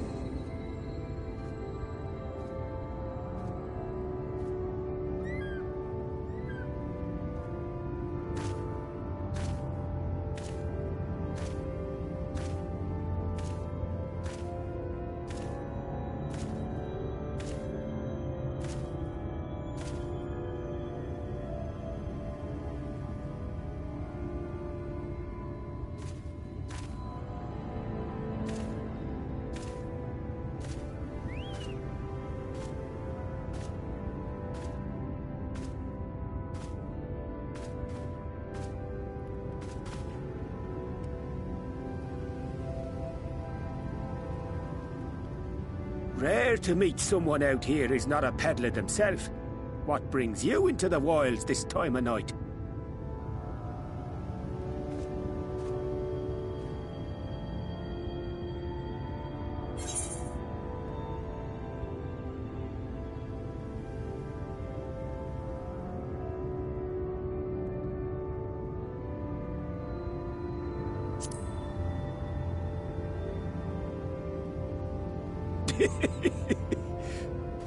Well, if it ain't the oldest joke in the book. Me grandad, God's rest his soul, used to tell that one to the barman at kicking out time.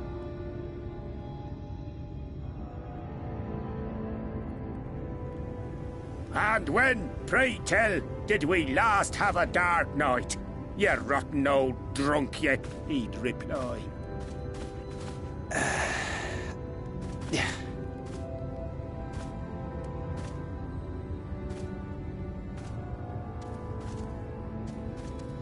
Over 100 bleeding years ago, that's when.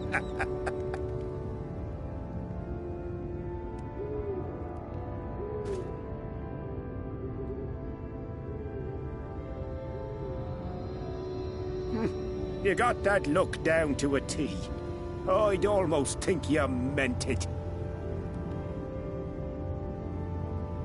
Ah, got to you, did they? Poor beggar. That explains it then.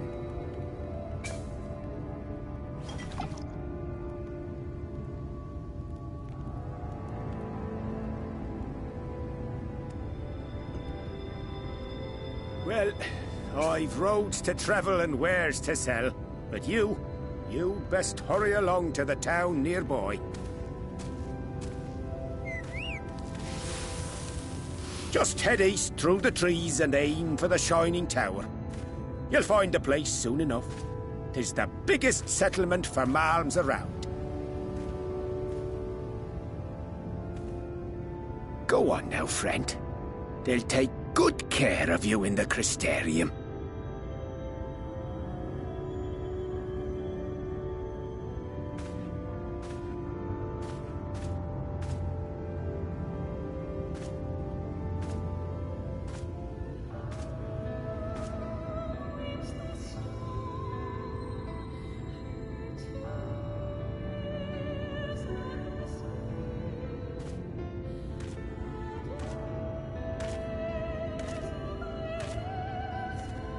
Dizzying heights it rises, the gleaming spire, its tip threatening to pierce the blinding canopy. There, it will all begin anew, between dark and light, the pure and the corrupt, the one true struggle.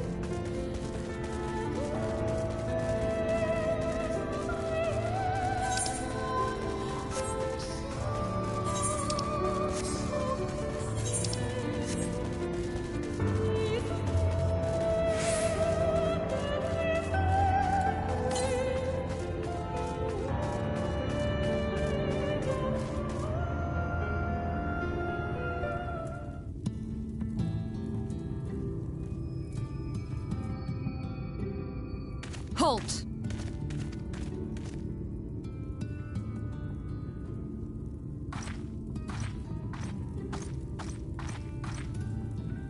Every face in this city I know. Yours, I do not.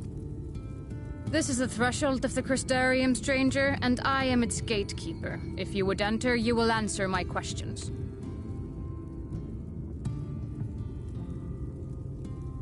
From where do you hail?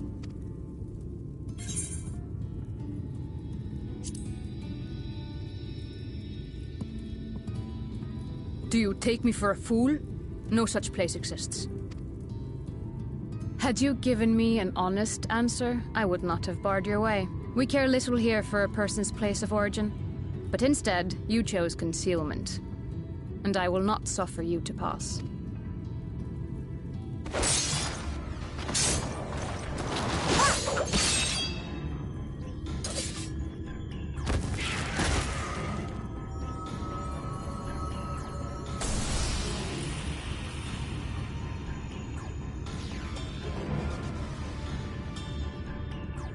That one had eaten. It must have gulped down the whole hand, ring and all.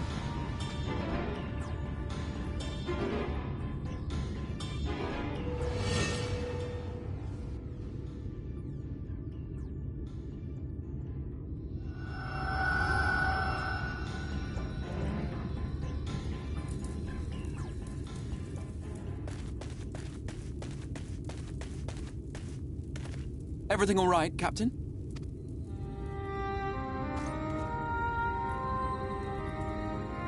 Quite all right, my lord.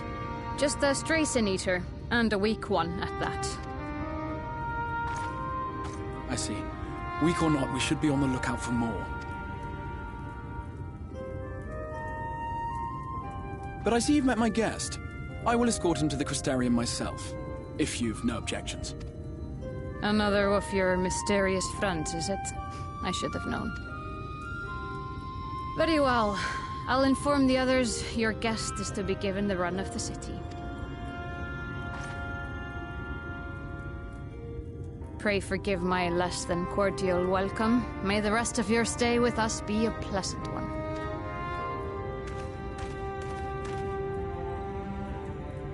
Come with me. I will answer whatever questions you have when we are somewhere more private.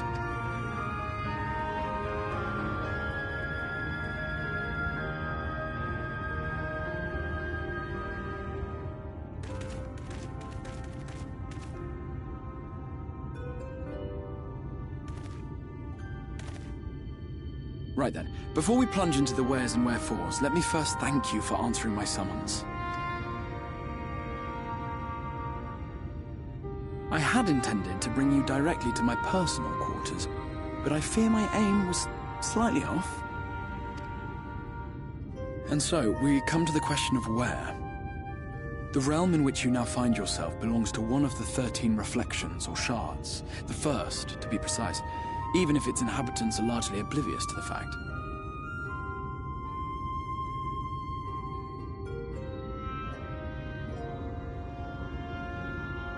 As to wherefore, having been awarded the rather grandiose title of Crystal Exarch, I, in my capacity as caretaker of the Crystarium, thought to seek the aid of you and your companions.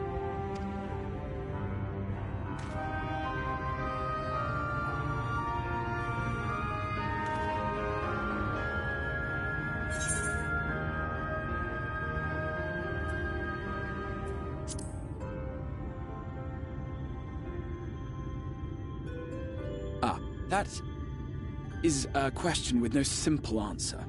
But all shall be explained in due course, I promise you. Let us begin with the glaring skies up above.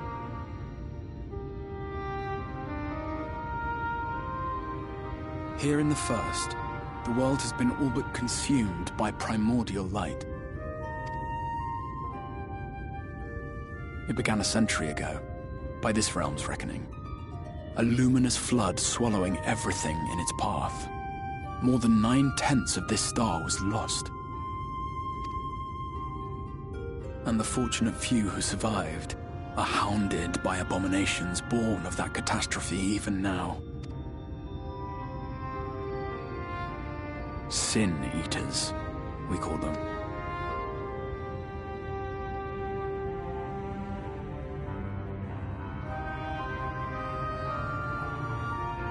It was to save the first from this menace that I learned to bridge the rift between worlds.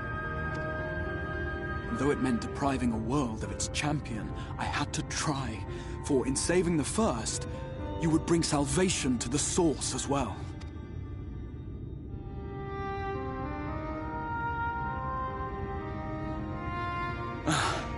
But what manner of host harangues his guests in the middle of the road? Let us continue our talk within the Crystarium.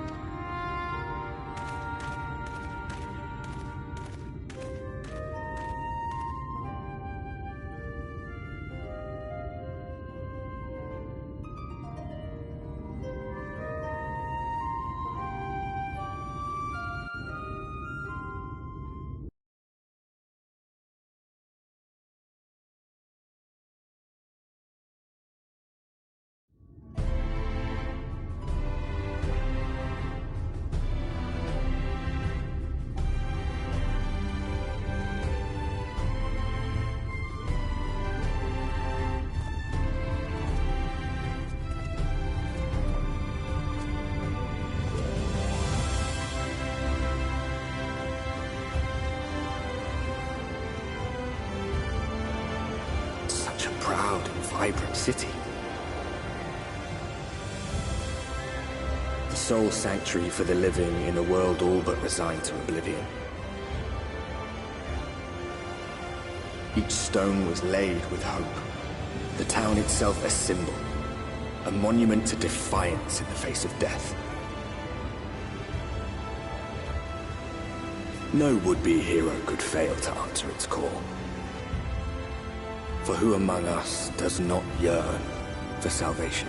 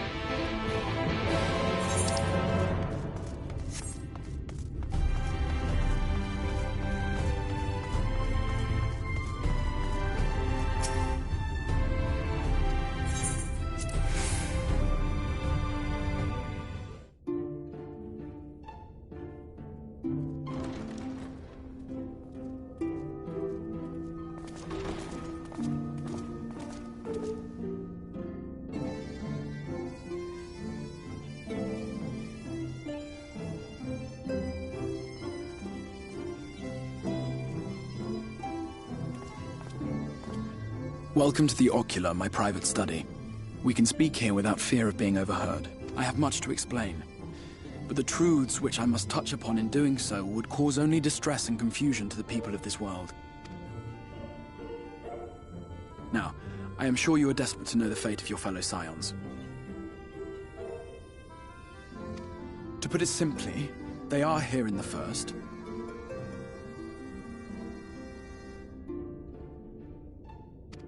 Their arrival, however, was not as recent as you may imagine. Here, time flows at a different pace from that of the Source.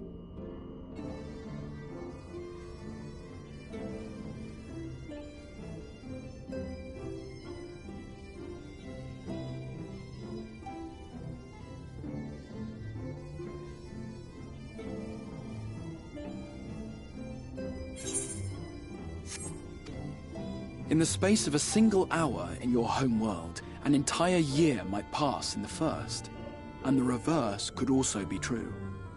The pace fluctuates without rhyme or reason, and it cannot be predicted. That said, we seem to be entering a period of near equivalence, and thus, for the moment, you need not overly concern yourself with the passage of time. As for your companions, however, Y'shtola and Urianger have dwelled here for 3 winters, all told, while Thancred's count stands at 5. Even our more recent arrivals, Alphinaud and Alizé, have lived in the First for almost a year. My intention had been to summon only you, but the art of reaching across worlds has proven exceedingly difficult to master. Thus it was that my fumbling hand closed upon those to whom your fate is most closely bound as well. As they were not the object of my summons, their transference was incomplete. Though they may appear to possess corporeal bodies, they are, in truth, merely spirits that one can see and touch. Consequently, while you yourself will be able to pass between worlds with relative freedom, they will not. Much as it grieves me, they are stranded here, unable to return.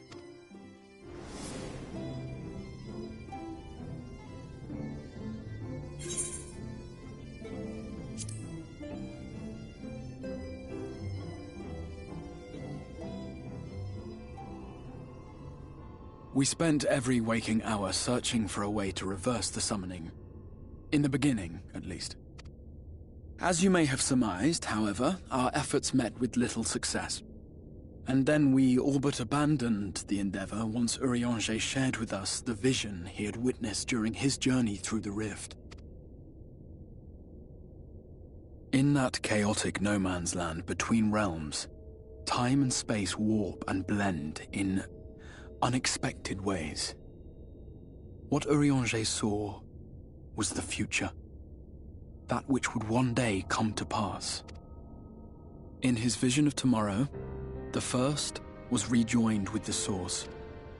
This collision of worlds brought about the 8th umbral calamity and the deaths of countless multitudes. Amongst those who perished, Urianger clearly saw the fall of the Scion's mightiest champion. He watched you die.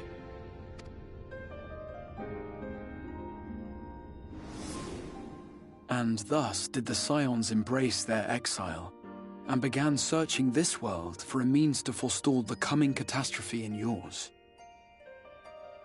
Their souls are stranded in the First, yes, but they have fought on, desperate to save their home and you from destruction.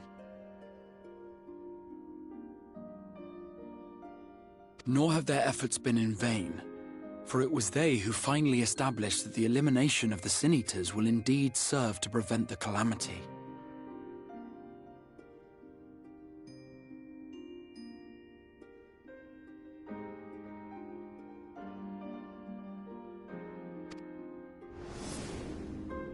Considering these circumstances of our meeting, you would be forgiven for doubting my version of events.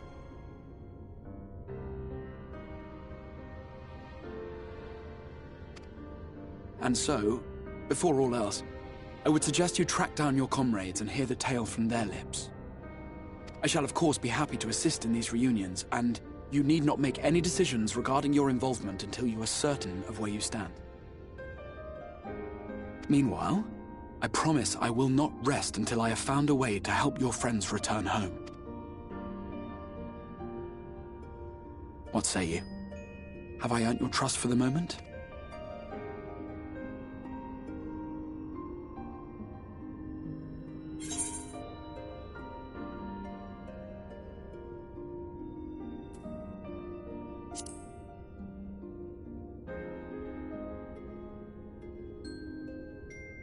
Excellent.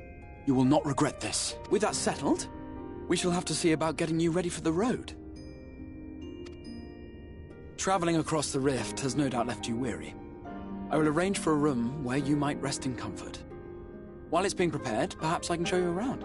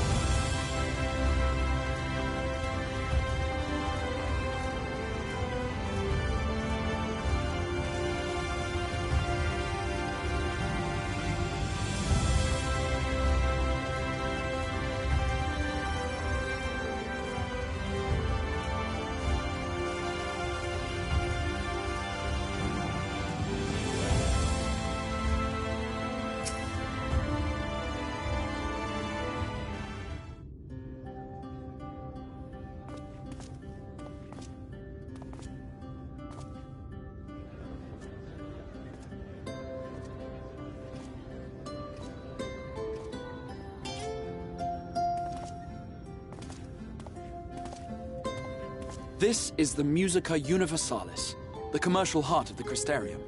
What you might need to prepare for your journeys can be purchased here.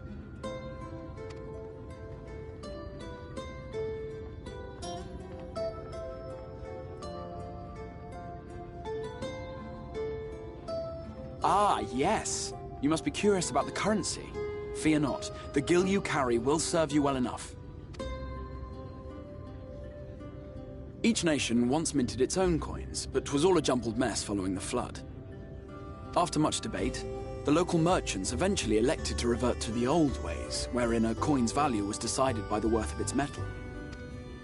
As for a unit of measurement, we agreed upon the term gil, a word borrowed from coins uncovered within the Crystal Tower here. And as our traders peddled their wares across the land, so too did our usage of gil become common practice. From what your stola tells me, a standard coin from the source equates to exactly 1 gil here. Or, our way of life has benefited greatly from the artifacts we recovered from the tower, some of which may be familiar to you.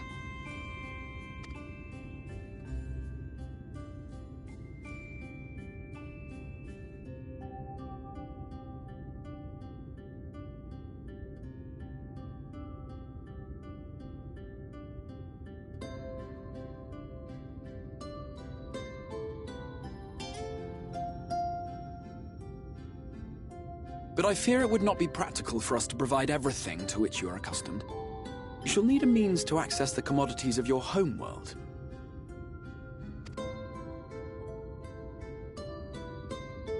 Avan Kerm Sin?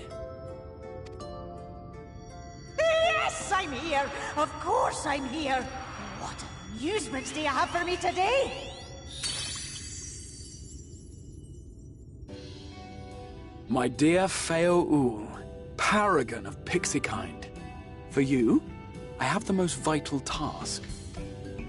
This fine gentleman is a friend from a distant realm. And we have need of a means to ferry things back and forth from his home. Might you be able to assist us in this?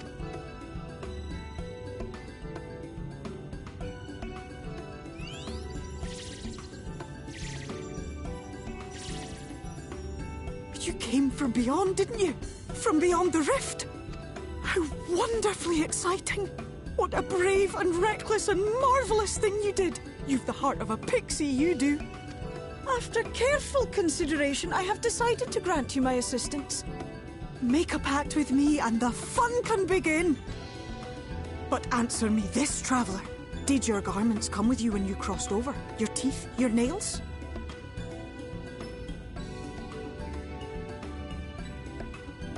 Just as I thought! Then you've a good stout connection with your home through which all your belongings, great and small, may easily pass. From this moment forth I will be your Isne Fis, and you my Sne Yak. Like the branch which sprouts from the sapling, our bond will flow unbroken from one to the other. Raise your hand.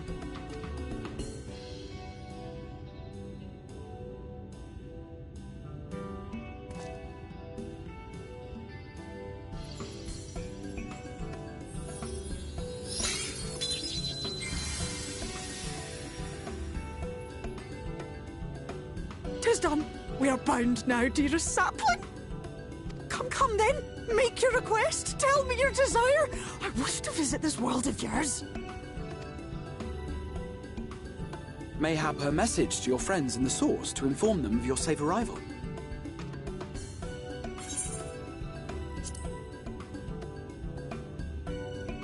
Consider it done.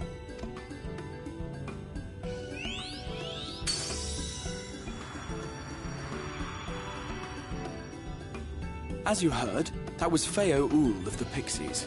Their kind possess an affinity for magic akin to that of arcane beings. They rarely show themselves in populated areas, but Feo is insatiably curious even by pixie standards, and seems to have taken a liking to the Crystarium. Right, we were going to organize a room for you, weren't we? Come along.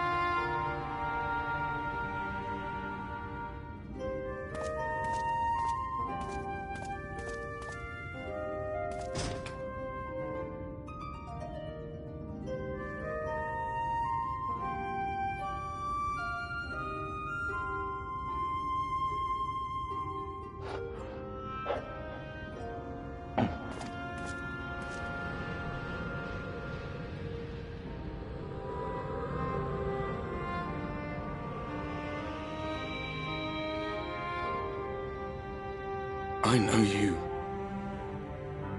You're the warrior of light from the source.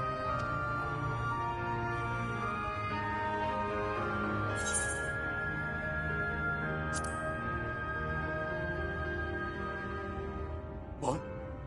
Did you just... You can hear me? Oh, gods, how long has it been?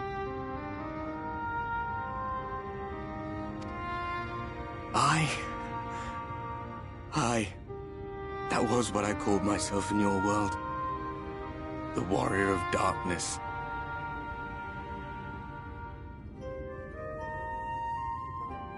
My real name. If you recall my tale, it was my comrades and I who caused the flood.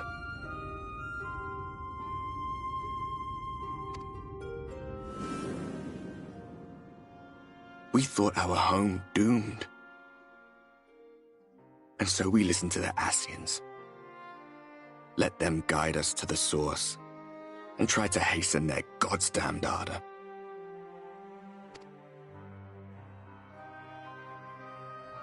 I remember when we fell, defeated by you and yours. I remember our audience with Minfilia, how she listened to our pleas and returned our souls to the first.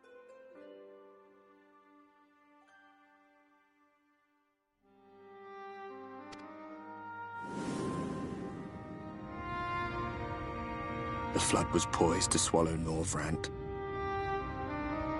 Minfilia and my friends, they surrendered what little they had left to hold it back. Just faded away, leaving me to bear witness.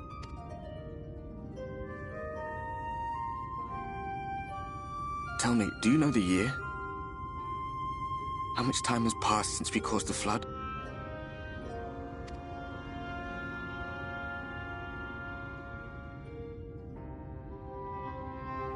100 years.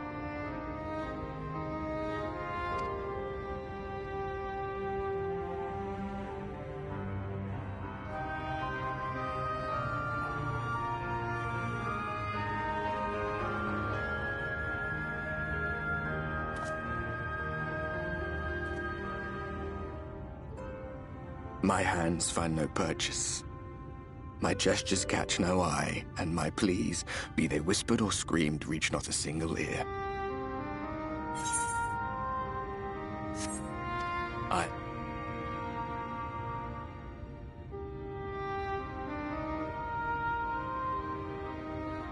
I feel as if I've been walking forever. I hardly noticed when my mind and body began to fray at the edges. Then bang! My senses were sharp again. I felt like a fish being reeled in, and before I knew it, I found myself in this room. Why is it that you can see me?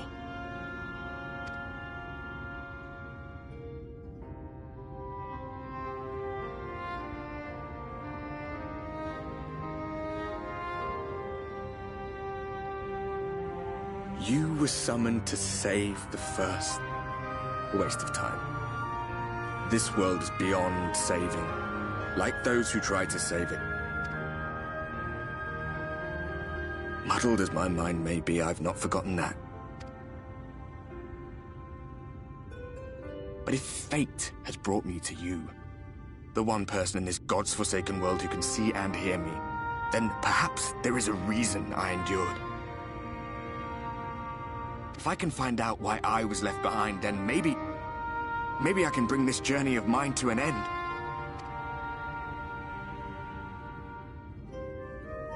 Well, I'll be watching, Warrior of Light. But do me a favor. Be careful out there. This world has had its fill of heroes.